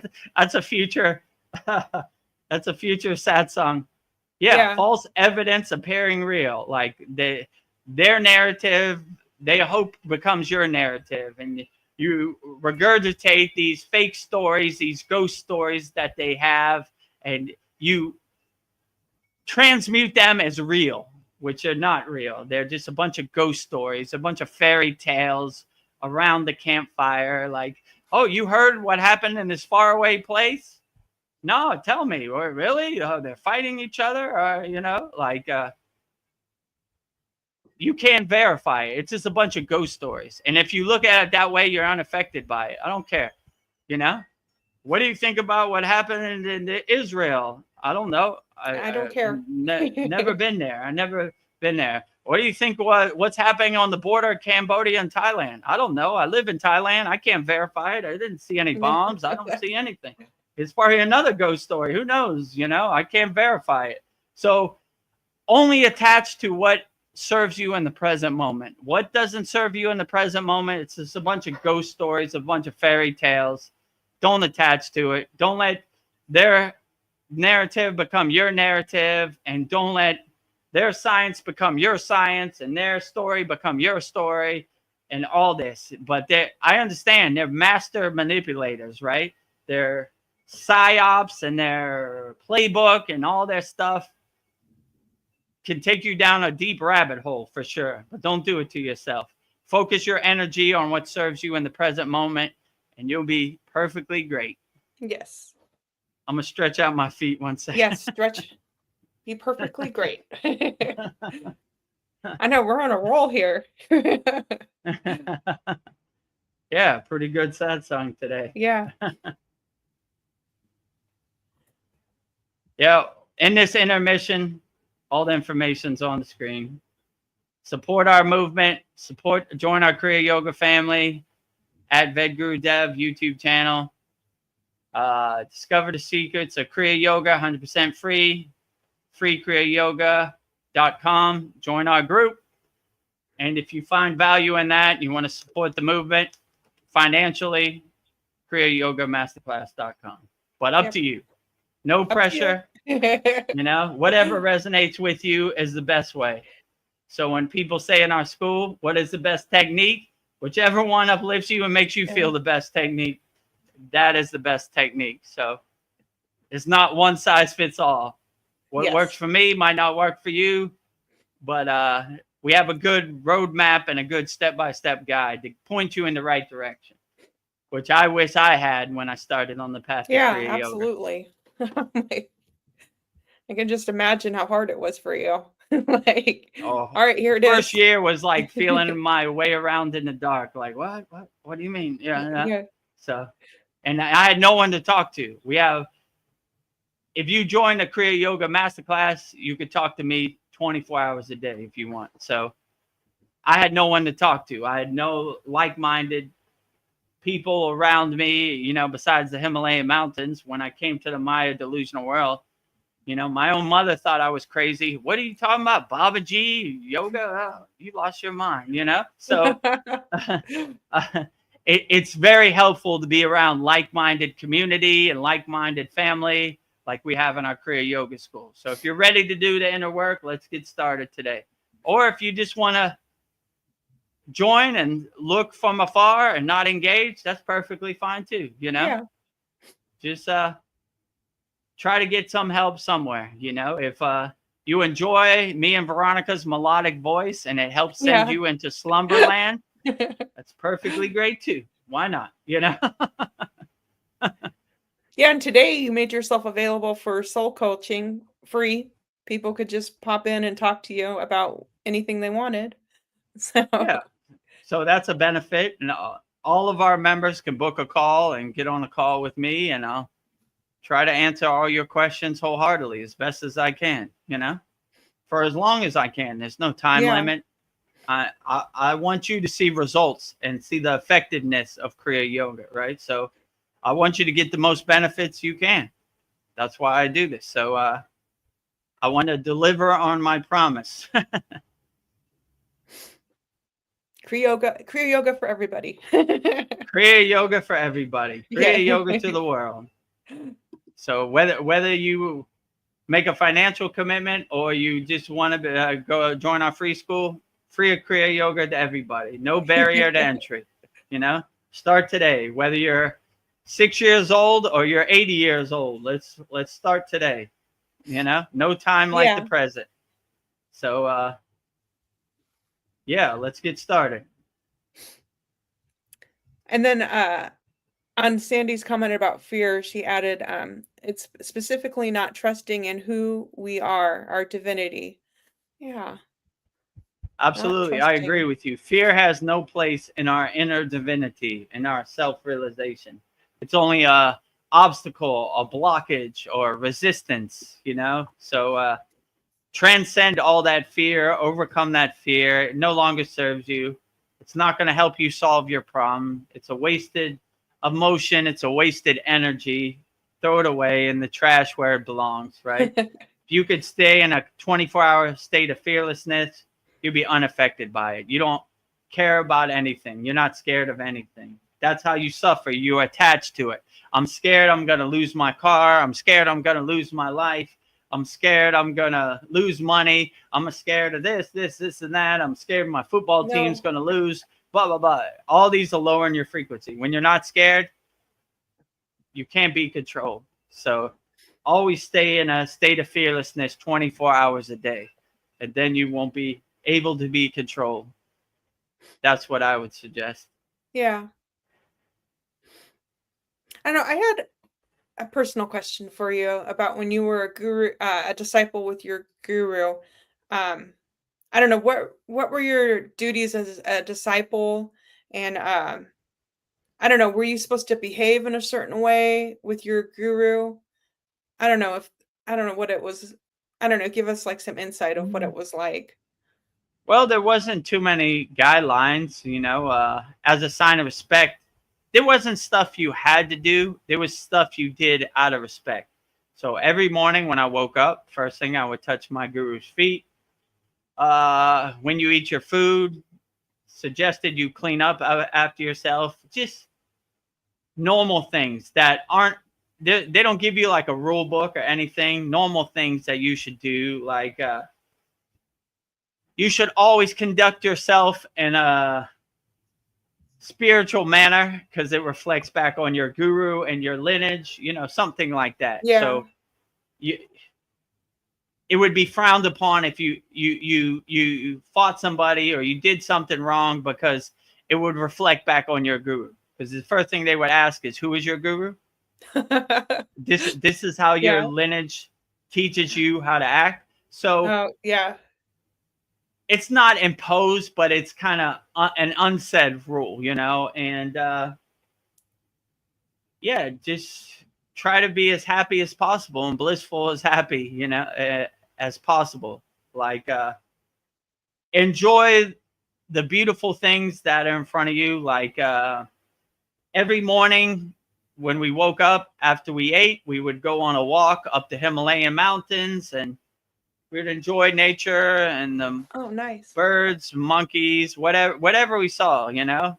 And we would just, it was a blissful time singing bhajans and singing songs. And then we'd come back down, we'd eat lunch, and then do our sadhana and our yogic practice, read spiritual texts. So there was no like enforced schedule. It was just kind of loose, you know. So yeah, that's probably what I would say is probably the best way to put it. I didn't really think about it at the time, but now that I'm thinking about it, just be the best yogi you can. So make your guru proud. Let's say it like that, right? Like I remember when we would walk around, a lot of other yogis or swamis would tell my guru, I don't know where you found this devotee, Vedagurudev, but I like his energy. He's got good energy. So it's like a badge of honor for your lineage and for your guru. So you always try to conduct yourself in the proper way and radiate that inner divinity. Like, whoa, this guy's got it, you know? So that's what I would say, you know? Just be the best yogi you can be, because it reflects back on your lineage and your parampara. So always have an immaculate parampara, right? Like all these yogis for thousands of years didn't lay the blueprint so you could do something to mess it up or stupid. You know? You not learn from their mistakes and keep the lineage going. So, you know, don't tarnish the lineage or taint the lineage any kind of way, you know. Be the best yogi you can be. So I always take that to heart, you know. I always like to think of it that kind of way. So yeah, that's basically what I do. Nice. So that's the best way I honor our lineage, our parampara, you know, all the sitas, all the yogis, all the ascended masters, all the swamis, all the sadhus, all the agoris, everybody who's walked the spiritual path for me. You're kind of carrying the torch. So you don't want to put the torch out. You want it to shine even brighter, right? And in my intuition, all the ascended masters on the astral plane kind of are cheering you on and look at you like you're doing the hard work. You're doing the real dense work on the physical 3D plane, you know? So I feel like I won the championship every day. I wake up as a Kriya yogi, and they're cheering me on, like, "Keep going, Vedagurudev. Keep going. Don't get frustrated. You know, I know you got a lot of members, but they don't really interact. Don't worry about that. Keep going. Keep going. We're getting there. We're getting there. Keep going. Keep going. You know, keep going. You know." So they're my biggest cheerleaders. All the ascended masters and the spirit guides. So. Even if I wanted to quit, they wouldn't let me, right? Yeah. So sometimes I need I need to jump into the Himalayan lake cannonball and get that shock, right? Jumpstart my car, like, hey, yeah, you're right. Come on, let's go. You know. But I'd be lying if I said I didn't say like some days I wake up. Let's say today, right? It's 6 a.m. in Thailand. Bring out all the cameras, and Babaji, you saw that butterfly that was just flew by. It was quick. Yeah, there he goes again, right? Or she. Yeah, he's testing me. He's flying back and forth. Right? Yeah, He likes the He energy. wants the acknowledgement. He wants the fame. Yeah, you're a star, butterfly. I'm not this beautiful to go unnoticed. I'm this beautiful so you notice. All right, you're the greatest butterfly. Come back and forth. So I forgot what I was talking about. I lost my train of thought. What was I talking about? Oh, she's changing her AirPods. So yeah, just make your lineage as blissful and carry the torch as high as you can. That's what I would say on the spiritual path. So yeah, I lost my train of thought a little bit at the end, but Oh, I'm sorry. I think that's enough. The butterfly threw me off. I was just embracing the beauty of the butterfly's colors and how big it is in the wind. So I was in awe. That's not a bad problem to have. I am in awe of the butterfly for sure. So I don't know. After reading Autobiography of a Yogi and The Voice of Babaji, I'm thinking, is Lahiri Messiah's Babaji's favorite disciple? Well, I would say, in my opinion, Babaji loves all his children the same. That's like asking which one is your favorite child.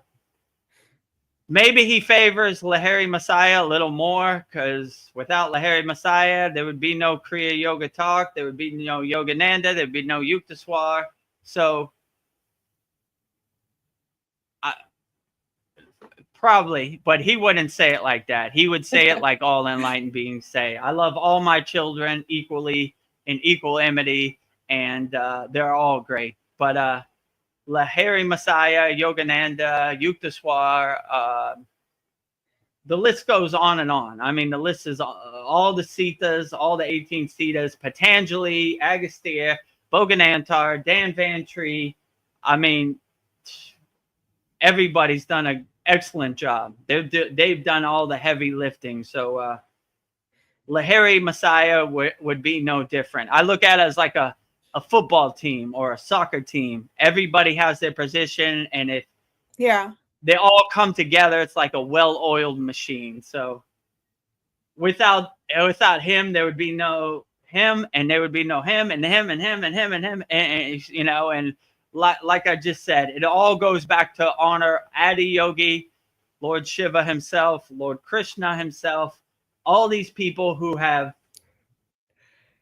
started to talk about yoga as a supreme science, right? So they've all laid down the blueprint, and we just follow along. So everybody is great. So I give all the credit to everybody. They've done an outstanding job, and my puja ceremony every morning is dedicated to them, and my sadhana is dedicated to them, because they've done all the heavy lifting. I'm just going on a live stream 2 times a week. They're doing the real heavy lifting indirectly from the astral plane, on the physical plane, wherever they're at. All the peace and blessings and all the glory to them, whoever they are. You know, the numerous names, endless names. They're all doing the greatest job out of all of us, right? So I give all the credit to them. Like I said before, it's like, I call it yogic hot potato. When somebody says, Vedagurudev, you're the greatest, I said, my guru is the greatest, and I pass him the hot potato. Then he says his guru is the greatest, and he passes the hot potato. Then his guru says, passes the hot potato. It either goes back to Babaji, or goes back to Shiva, or goes back to Krishna, whatever deity you want to give it to, but it always goes back to the deity. Like, I don't want to hold this potato, it's too hot, it's too much of an ego play, I give it to my guru, he gives it to his guru, on and on and on. So all the glory to all the ascended masters, all the deities, all the spirit guides, all the devis, you know, all the goddesses, all the people who have been a light worker in any spiritual tradition. All the love and glory to them. They're doing the best job out of all. I'm just delivering the mail. I'm delivering Babaji's mail. I take no credit for this. I don't know how any of this happened.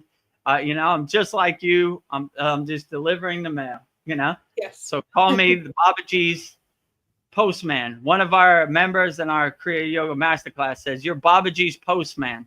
She's from India. They don't call it the mailman. They call it the postman, right? So in Indian sense, I'm Babaji's postman. In American sense, I'm Babaji's mailman.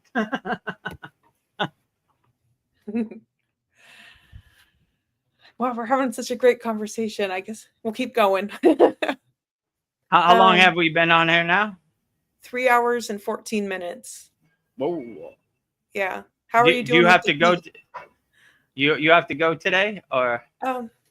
No, but I just need to go downstairs so I don't wake up somebody next door to me, my husband. Let me give you a good question as I walk downstairs.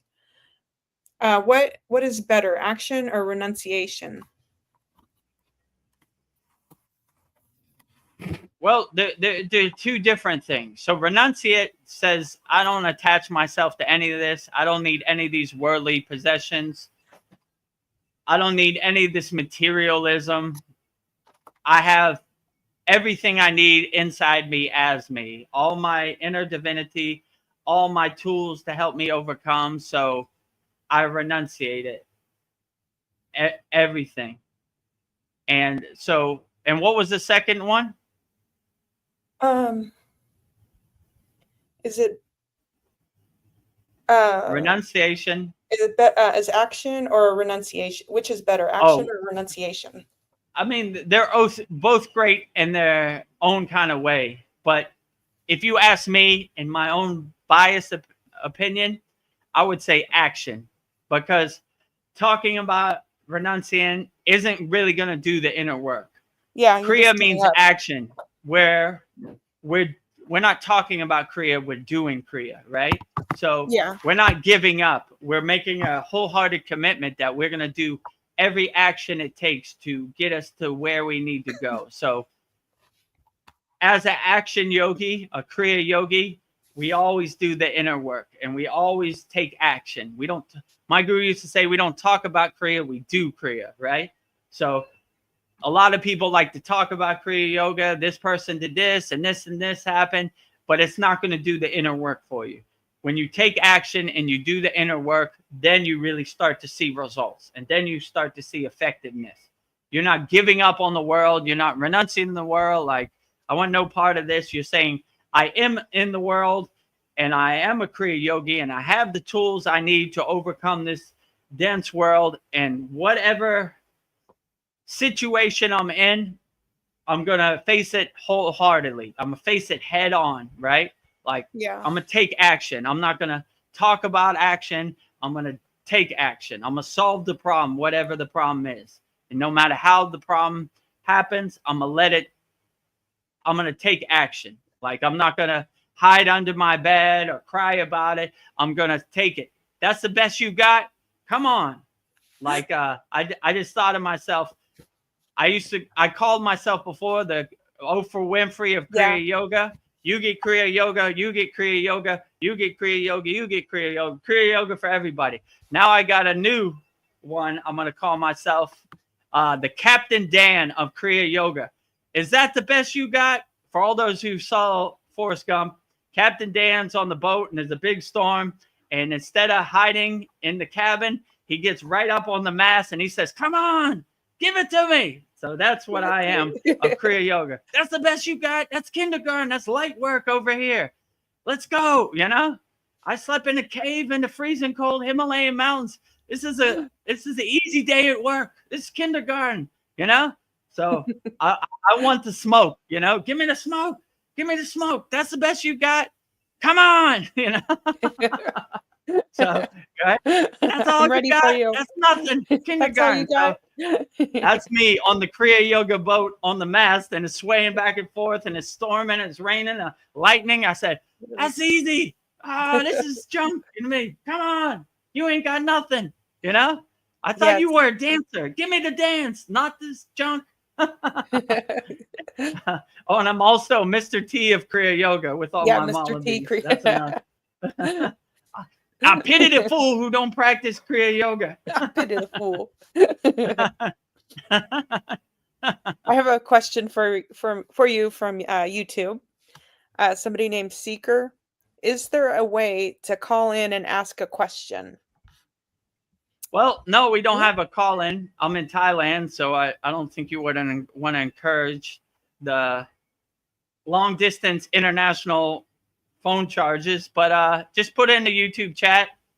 And as a benefit of being a member of our Kriya Yoga Masterclass, you can come on screen. So, but I would say right now, just put it in the YouTube chat.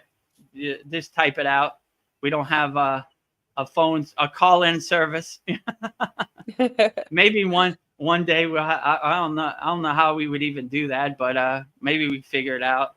Leave a voice message or something. I don't know, But yeah, just for the time being, put it in the YouTube chat what your question is, and if you want, you could break it up into 3 parts. Seeker says, "Okay, thanks." You're welcome. Yeah, if you want to be on screen like Veronica, join the Kriya Yoga Masterclass. Yeah. Or before you get that far, that's a little down the road. Just get some framework of Kriya Yoga. Subscribe to our YouTube channel, support the movement. Subscribe to our Kriya Yoga family, freekriyayogamasterclass.com. And in our school, they have a map feature, so you can see where all the free members are from. It's also in the paid one. And they have a DM. So you could DM me directly on school if you have something personally. So that would probably be the best way to contact me. I mean, if you wanted to do it free, that way you could contact me. Just join the group, answer the questions, whatever. How'd you find Kriya Yoga? Where are you from? And you'll be in the group. And just DM me, and then I'll send you a message back. If you have something personal. If it's not personal, and you just put it in the YouTube chat. Seeker says, "I would like to know who your teachers are. Do you have this info bio on your website?"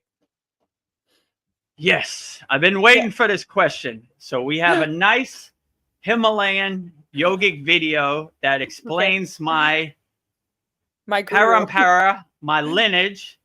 You could see right here. Here's my yoga certificates. Master yoga teacher. Yoga acharya training right there.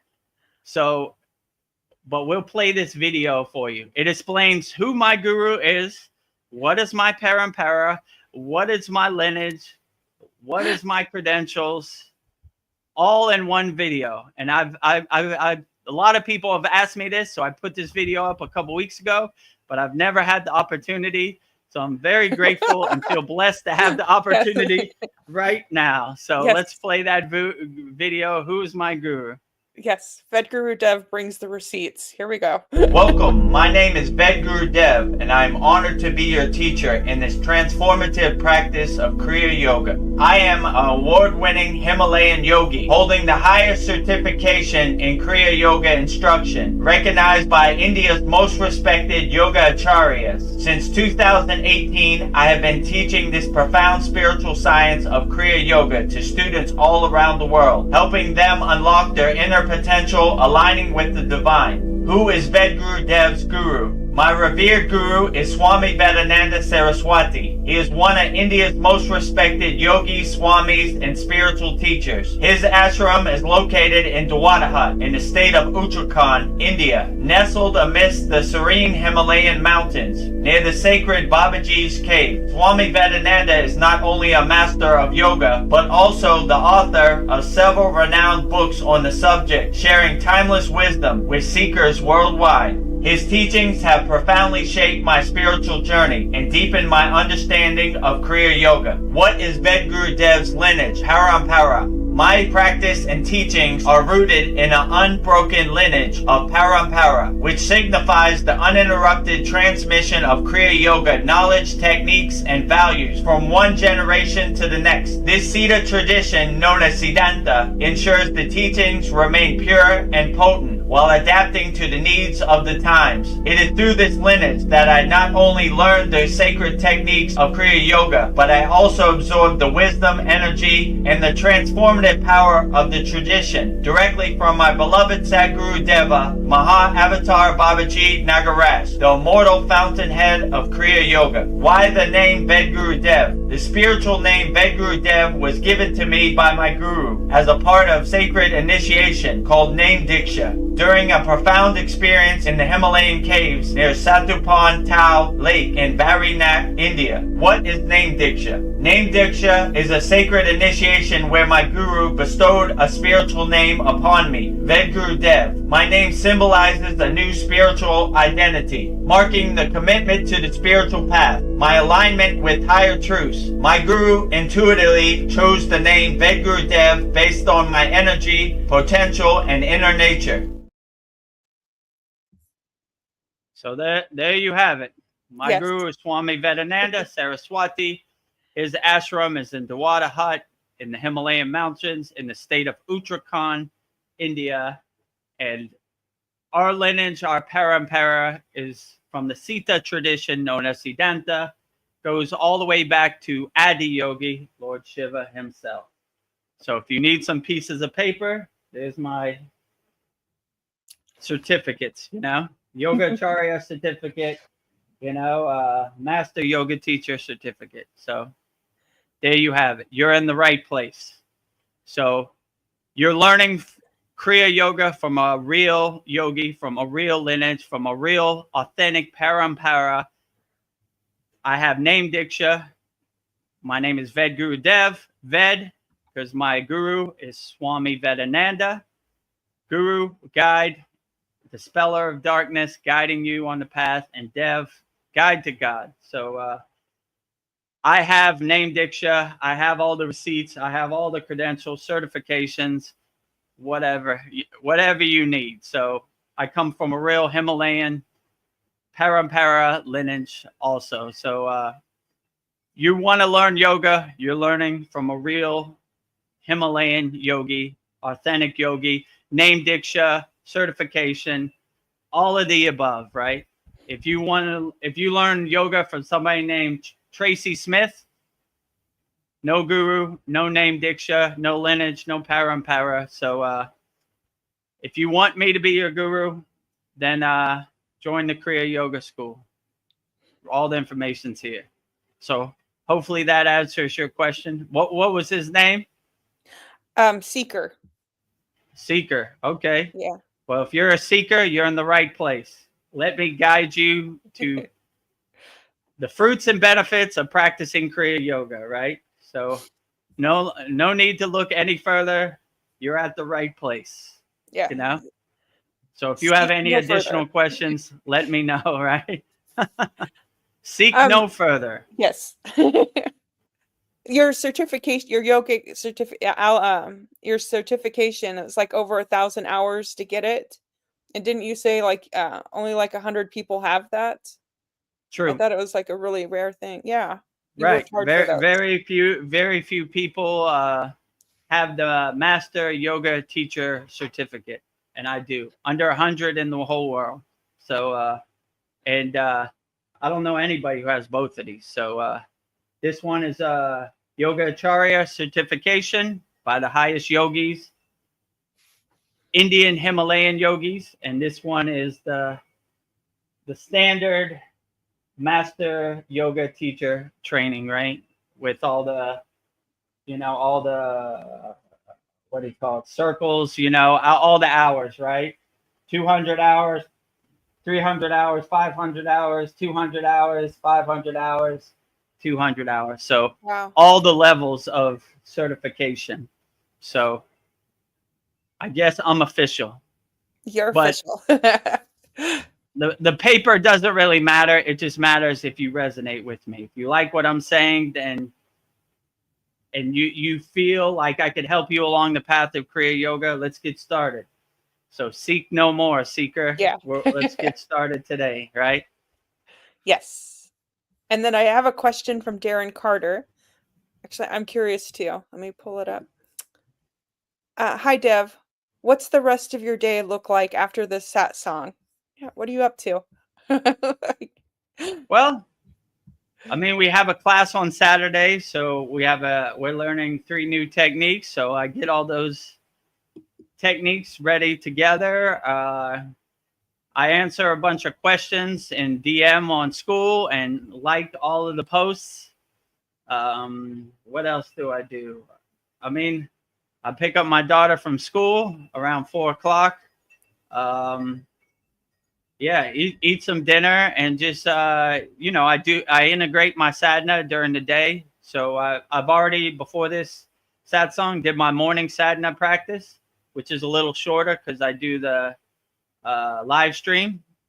But I do my nightly sadhana practice, and just try to integrate Kriya Yoga into my daily life. Stay mindful, stay in a meditative state no matter what I do. Picking up my daughter from school, taking out the trash, washing the dishes, taking a shower, 24-hour meditation, 24-hour Kriya Yoga mindfulness, So I'm not what would my guru say? He said some people only go to the temple on Sunday. We're 24 hours a day Kriya yogis. So yeah, I Kriya yoga. I eat Kriya yoga.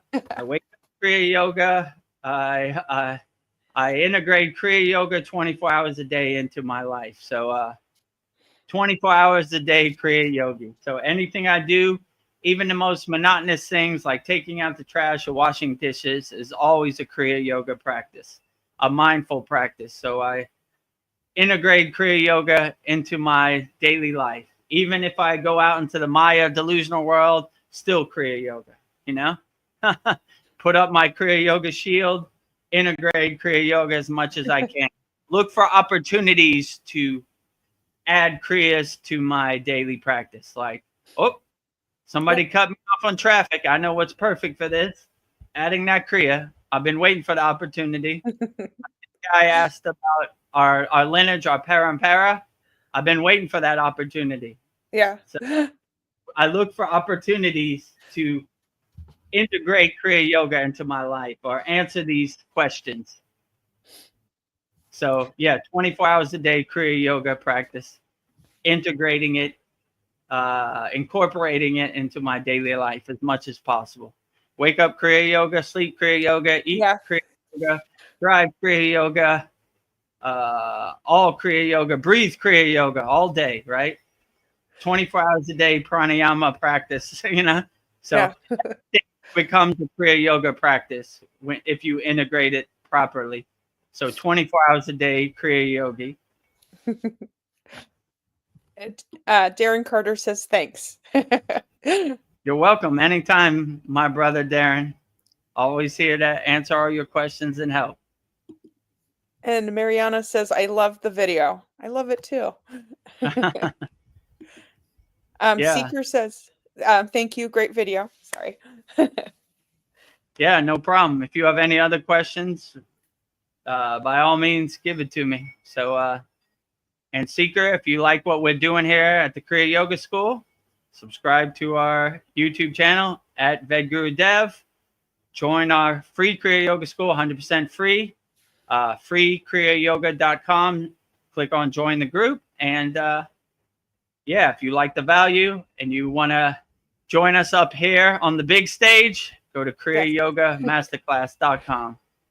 But if you join our school, the free one, you could send me DMs and contact me a lot easier than on YouTube.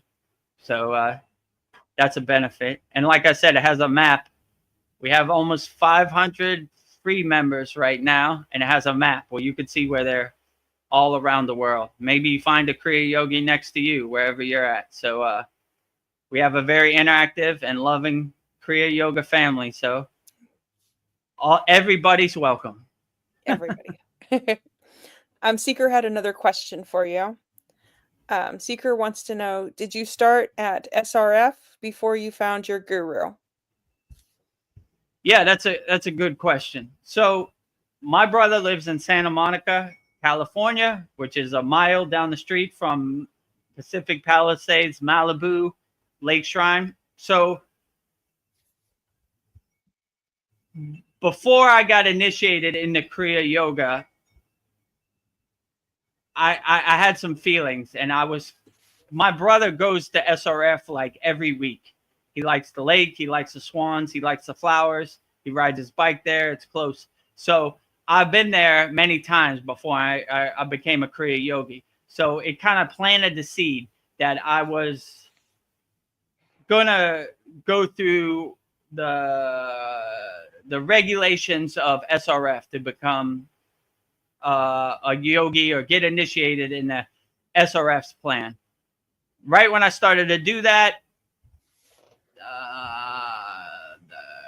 the nightclub I DJ'd at, the owner, I didn't know was a Kriya yogi. He said a couple months after that, he said, we're going to Sri Lanka.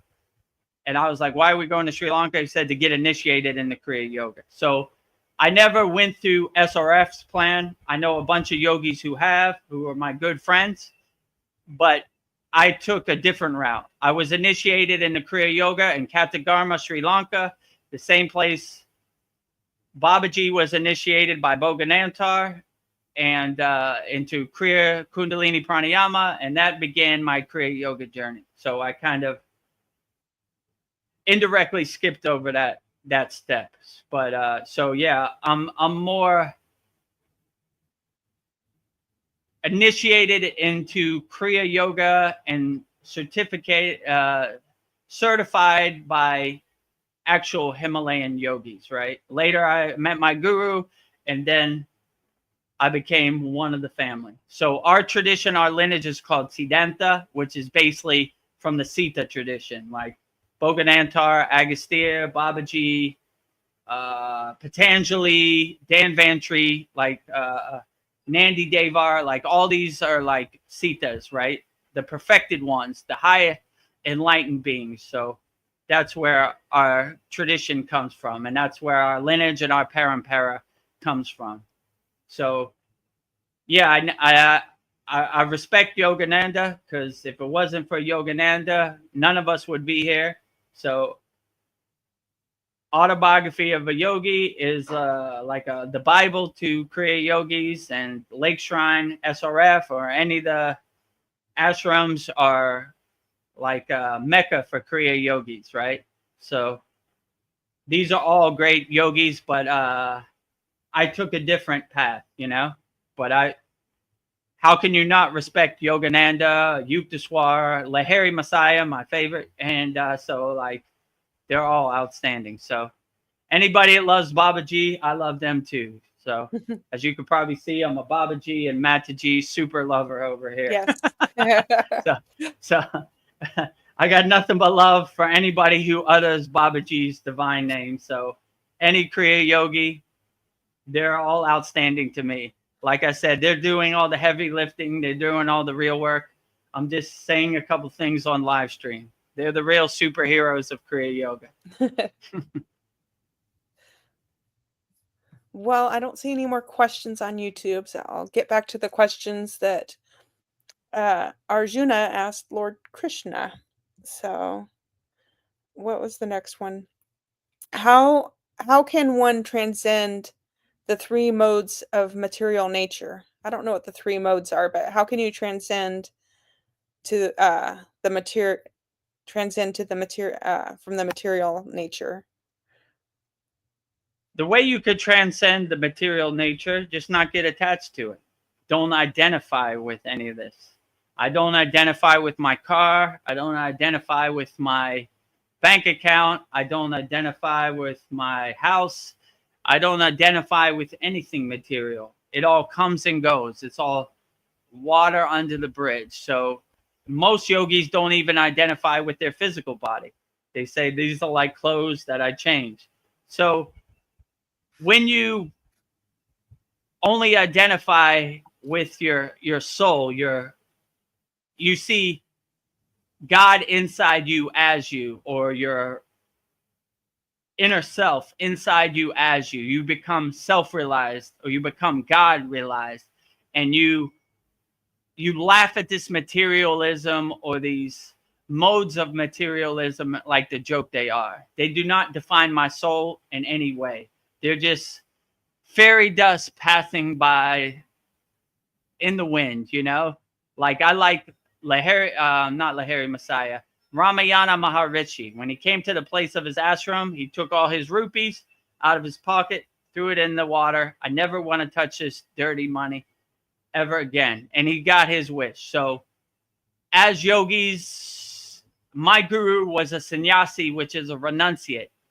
They renounce everything. They don't want any attachment. So this is a higher enlightened path, like a Gori. They're renunciates in their own way. They want no one to come around them, or they want to be as far detached from the material world as possible. So in my opinion, this is what Krishna is saying. Don't identify with any of this. None of this defines your soul.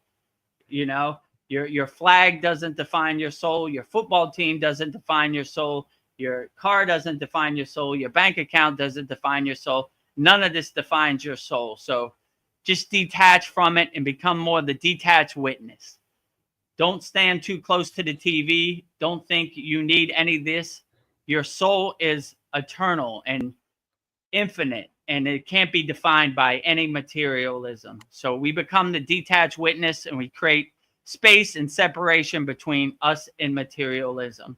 And we laugh at materialism like the joke it is. Like, this guy thinks he's his car. It's a piece of metal. What, are you joking? This guy thinks because he has some digital ones and zeros in his bank account, he's a big shot. He's not. It doesn't define your soul. You know who's a big shot? Somebody who has $10 million in the bank of Babaji, right? Yeah. That's another thing my guru would say. We're not rupees we're not millionaires in a rupee sense, but in the bank of Babaji, we are spiritual millionaires, and that's all that matters. So this fairy paper dust money doesn't define our soul. On the spiritual path, we are enlightened millionaires. And I always used to see, when I would see like agoris or yogis sitting in the Himalayan mountains covered by snow, I would say, I always got the intuition that they're at their happy place. They're in their spiritual mansion. They're sitting by their fireplace with a bunch of wood. Just on the outside, they might look poor to unrealized beings, but in the bank of Babaji, in the spiritual bank, they're millionaires, and they're totally comfortable and satisfied inside them as them. So I always like to think of that. Most people think like, look at this guy, he's a popsicle, he's frozen stiff in the Himalayan mountains. I was like, nope, he's way more enlightened than you are. Inside him as him, he's warm and comfortable in his happy place, right? He cannot be disturbed by anything. Yeah, that spiritual bank account. I'm going to cash it in for my next life, be born into a yogic family, or maybe I can transcend this reality, God willing. Yeah, that's a good idea. So if you come before the Council of Elders and they open the book on you, Vedagurudev, how many people did you help? Millions, over and over, you know? And, or they say, how much money do you have in your spiritual bank account? Billions. All right. Well, you got too much money. You don't have to be on the hamster wheel no more. Or, okay, you'll go back, but you'll go back into a good situation. You'll be born into a yogic family, a lineage already set for you, and you could pick up where you left off. So in my case, I'm hoping to help as many people, millions of people as I can, and not come back to this 3D dense Maya delusional world. If I do have to come back, hopefully I made so much progress in my life that I come back to a spiritual lineage, a yogic family, a parampara that is conducive to continue my spiritual growth. So that's my darshan and my intuition, but we'll see what happens. You know. Darren Carter has something very nice to say to me. He says, "Good job, Veronica. You compliment Dev very well. Thank you. Hugs and kisses." Thank you, Darren Carter. Yeah, I agree with you. Where would I be without Veronica? Just ranting on and on, you know. answering my same questions over and over. Sometimes Veronica has to go to work, and you see in our school, I'm all alone, and it's not as smooth. Let's say it like that. I have to get up, push the button on the question, and so all glory to Veronica. Thank you for all your help. I appreciate you always, Veronica. So Vedagurudev would be lost without Veronica. Well, I don't know. Something brought us here together. I feel like, yeah, this was meant to be. No synchronicities. It was just no accidents. Coincidences, no accidents, no synchronicities. Yeah. It was meant to be. Yes. So be it. It is done. It is done. Mariana says, ha ha. Yes. We have a good time here. Yeah, we have some good jokes and good conversation. That's another profound insight my guru gave me. Not so serious, Vedagurudev. Yeah. Kriya yoga is a blissful process, not a suffering, painful process. You're blocking the flow of prana. Be happy, enjoy it, breathe into the asanas, and enjoy the process, you know? Not so serious. You meet some of these yogis on the path, they're strict, hardcore yogis, right? Yes. By the book. You know, we're more lenient here at the Kriya Yoga School, right? You know, no sticks here, right? Yeah. You don't have to worry about your guru hitting you with a stick or whatever, you know. Yes, we're free birds here, or we're like the free birds.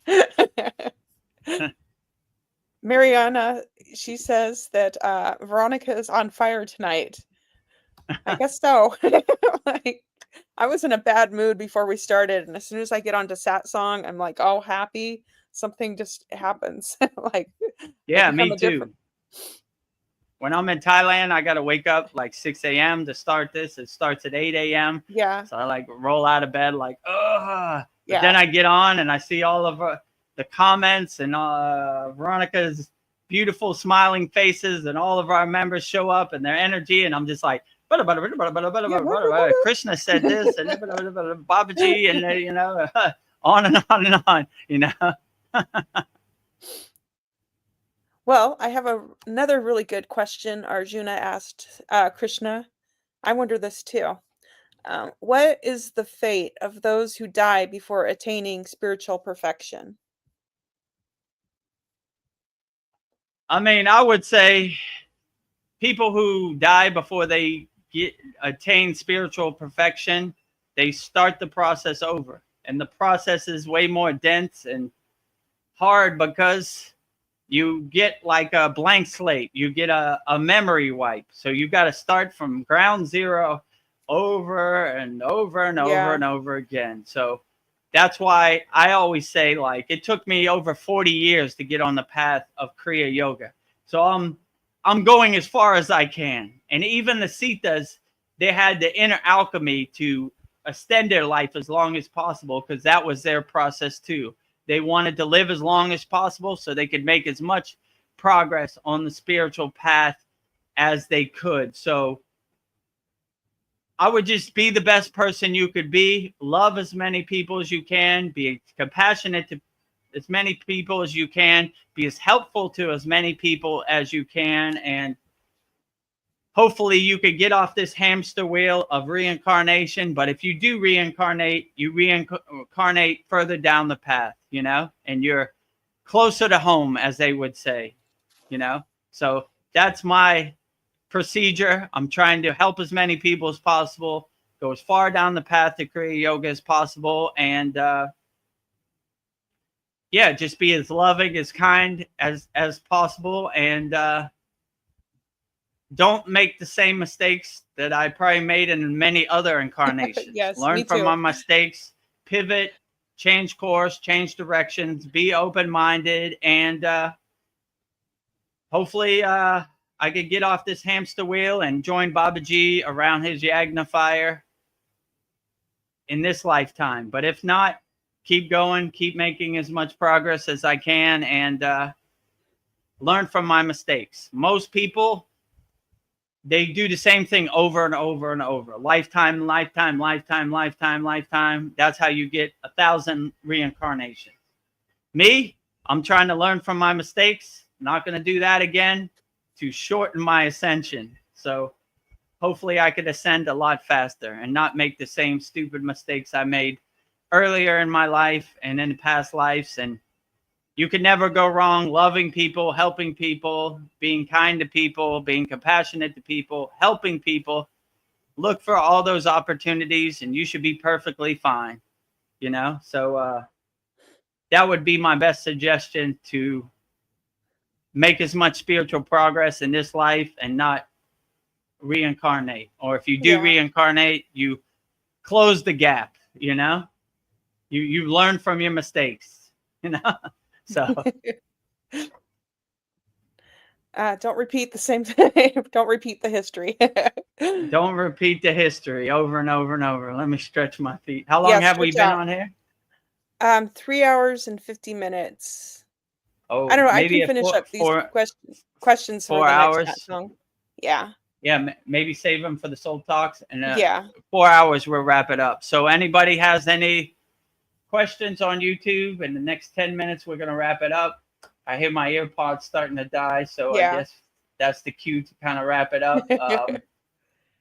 Put them in the YouTube chat. The window's closing in the next 10 minutes. How long have we been on here? 3 hours and 50 minutes, right? Yes. We usually go like 4 minutes. Okay, sounds good. So anybody has anything, please put in the YouTube chat. If you don't, I'll answer Veronica's last question. I mean, my last question will be, where does all this suffering come from? It just seems like, I don't know. Where does it all come from? The suffering comes from attachment. Like you're trying to guide the suffering the way you're trying to make things happen the way you want it to. And when it doesn't happen the way you want it to, that's when you suffer, right?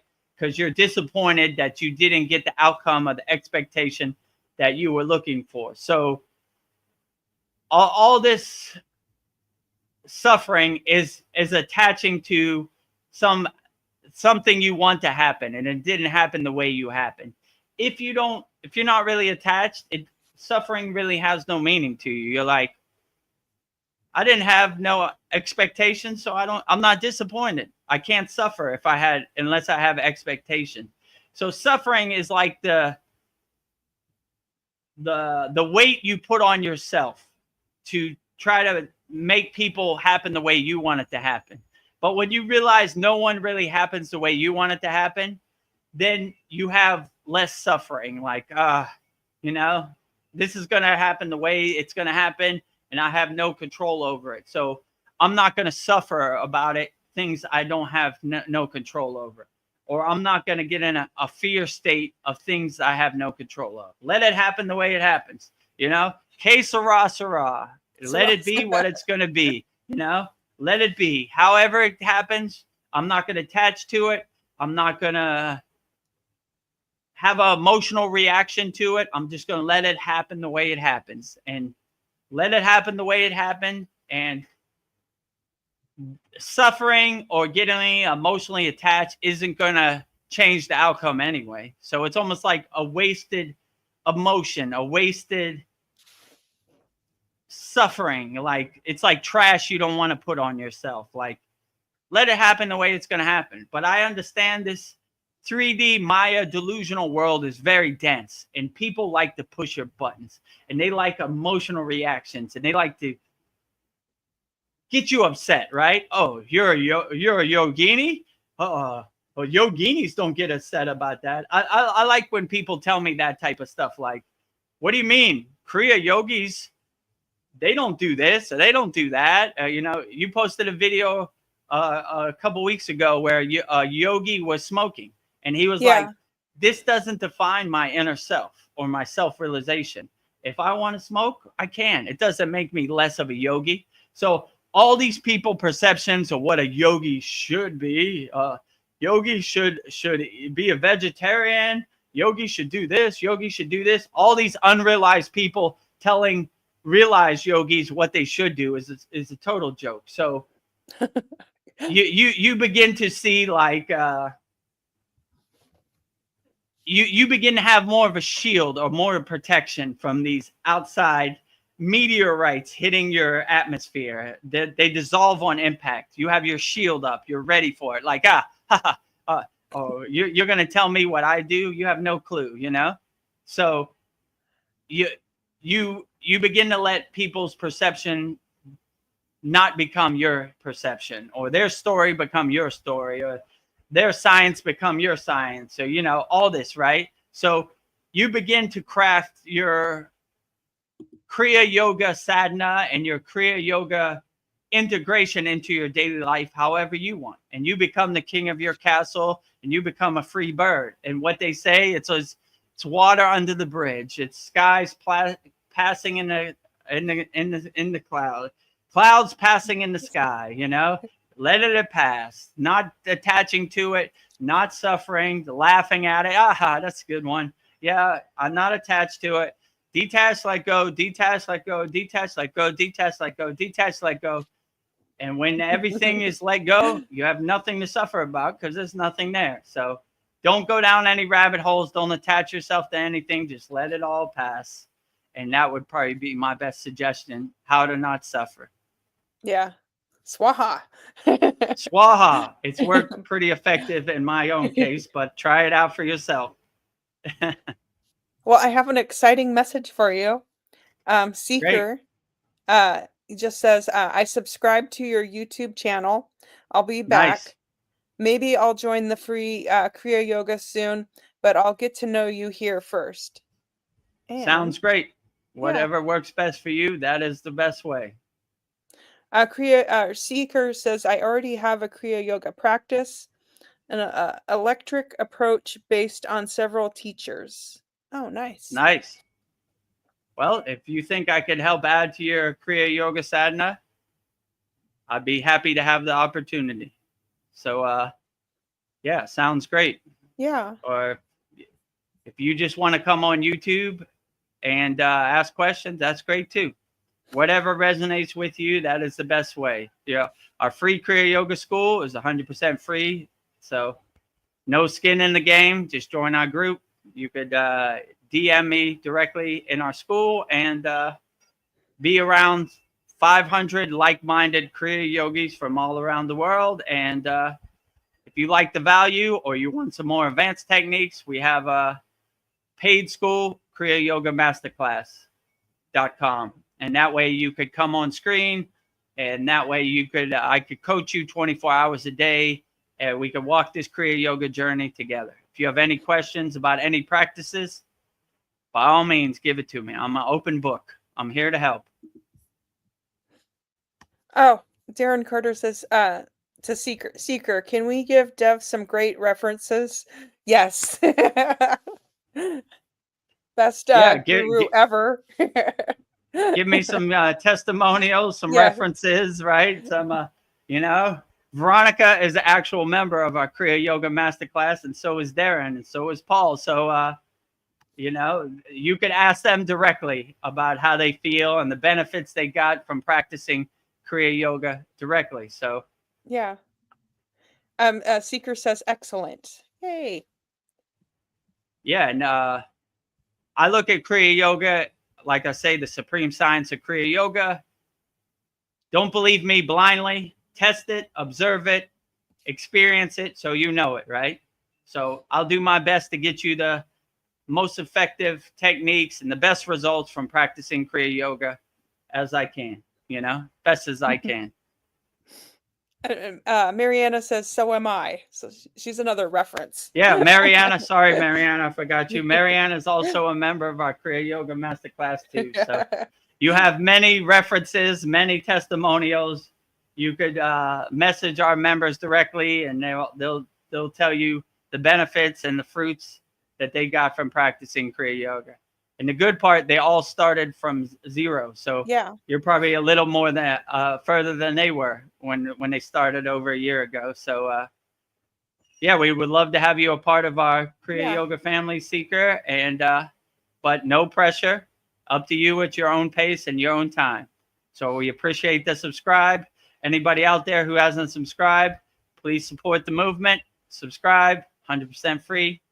If you want, you could join our Kriya Yoga, free Kriya Yoga school, freekriyayogamasterclass.com. If you like the value there and the benefits from there, and you want more, you want advanced techniques, join us all at the Kriya Yoga Masterclass, kriyayogamasterclass.com. And Mariana also says Vedagurudev is very knowledgeable. Yes, he is.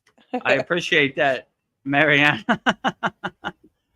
I try to answer all of our members' questions wholeheartedly, yes, as best as I can. And I don't know everything. Some things throw me off, you know, but I try to answer all questions wholeheartedly. This week will be our 74th class, right? Wow. So yeah. At the beginning of all of our classes, say if you have any questions between classes 1 through 73, ask me, you know. So sometimes some people ask about class number 5. Please refresh me what I said in class number 5, and then I try to expand upon it. So whatever questions you have about anything, I'm an open book, and I'll be more than willing and happy to answer any of your questions anytime. Darren Carter says, the sooner you start, the sooner the magic begins. Yes, it does. Absolutely. Plant that tree today. Don't wait till next month, next week, next year. Let's get started today. The magic is starting today, in the present moment. Well, we got some more kudos for you. We got to do something cool when we hit class 100. Yeah, we're almost there. Yeah, class 100. By the grace of Babaji, that would be the ultimate class to have a Himalayan Yatra pilgrimage, right? Yeah. Class 100. Yeah. Mariana says we got to celebrate. Yes, we do. Celebrate in the caves of the Himalayan mountain. Yeah. We'll definitely have a celebration. Where or how, that to be continued. But yeah, I didn't even think about that. I've been too immersed in all of our classes and everything. Class 100, that's a supernova, right? The best class of everything. Maybe I'll try to invoke Babaji's divine physical presence for class 100. We have a special guest, Babaji in person, and Mataji, you know? That would be a blessing. That would be the best class ever in the history of the universe. Well, shall we do our closing mantras? And, yeah, sounds great. Have a wonderful night, everybody. Okay, yeah. All the information's on the screen. Please subscribe. Please join our free Kriya Yoga school. If you like the value and you want advanced techniques, go to kriyayogamasterclass.com. So with that said, we will end our July 30th Vedgurudev's live Kriya Yoga Q&A Satsang with Babaji's Mula mantra. This is Babaji's direct phone number. So if you don't have a mantra and you want Babaji's direct phone number, say this mantra. And I'll say it and then I'll sing it. Om Kriya Babaji Nama Om. And now Veronica will say it so beautifully.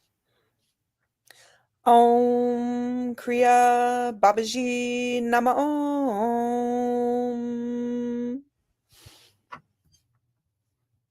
Om Kriya Babaji Namo.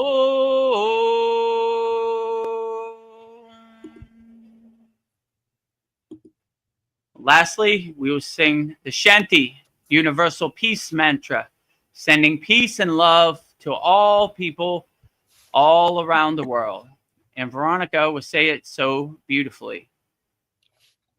Om Shanti, Shanti, Shanti.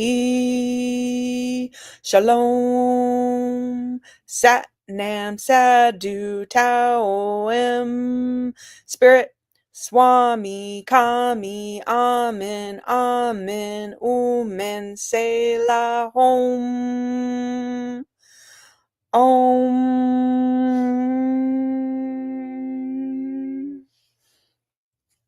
Om Shanti Shanti Shanti Shalom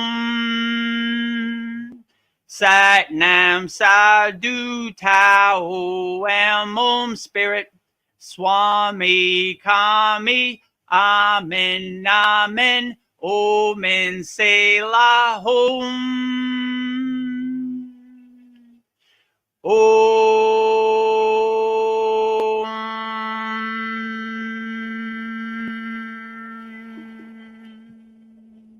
Are you feeling spiritually lost? Like you've tried everything? YouTube videos, online courses, even meditation apps, but still something is missing? Wondering, is this all there is? The world is loud and chaotic, and your soul is overwhelmed, craving inner peace, but you can't find your way back to yourself. This is exactly why I created the Kriya Yoga Masterclass and my proven soul coaching system to help people just like you.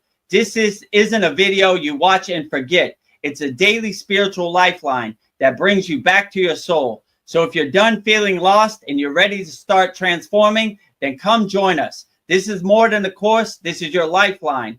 Go to kriyayogamasterclass.com. Kriya Babaji Namo.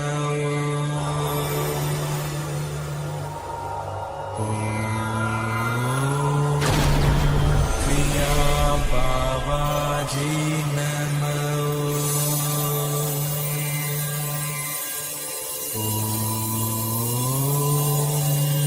Kriya Babaji Namo.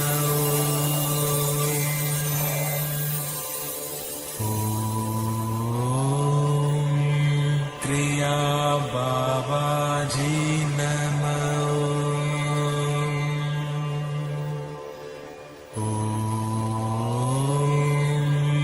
Kriya Babaji Namo.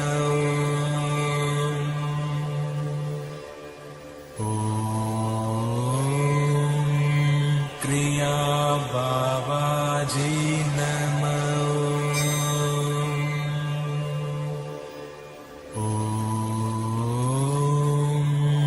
Kriya Babaji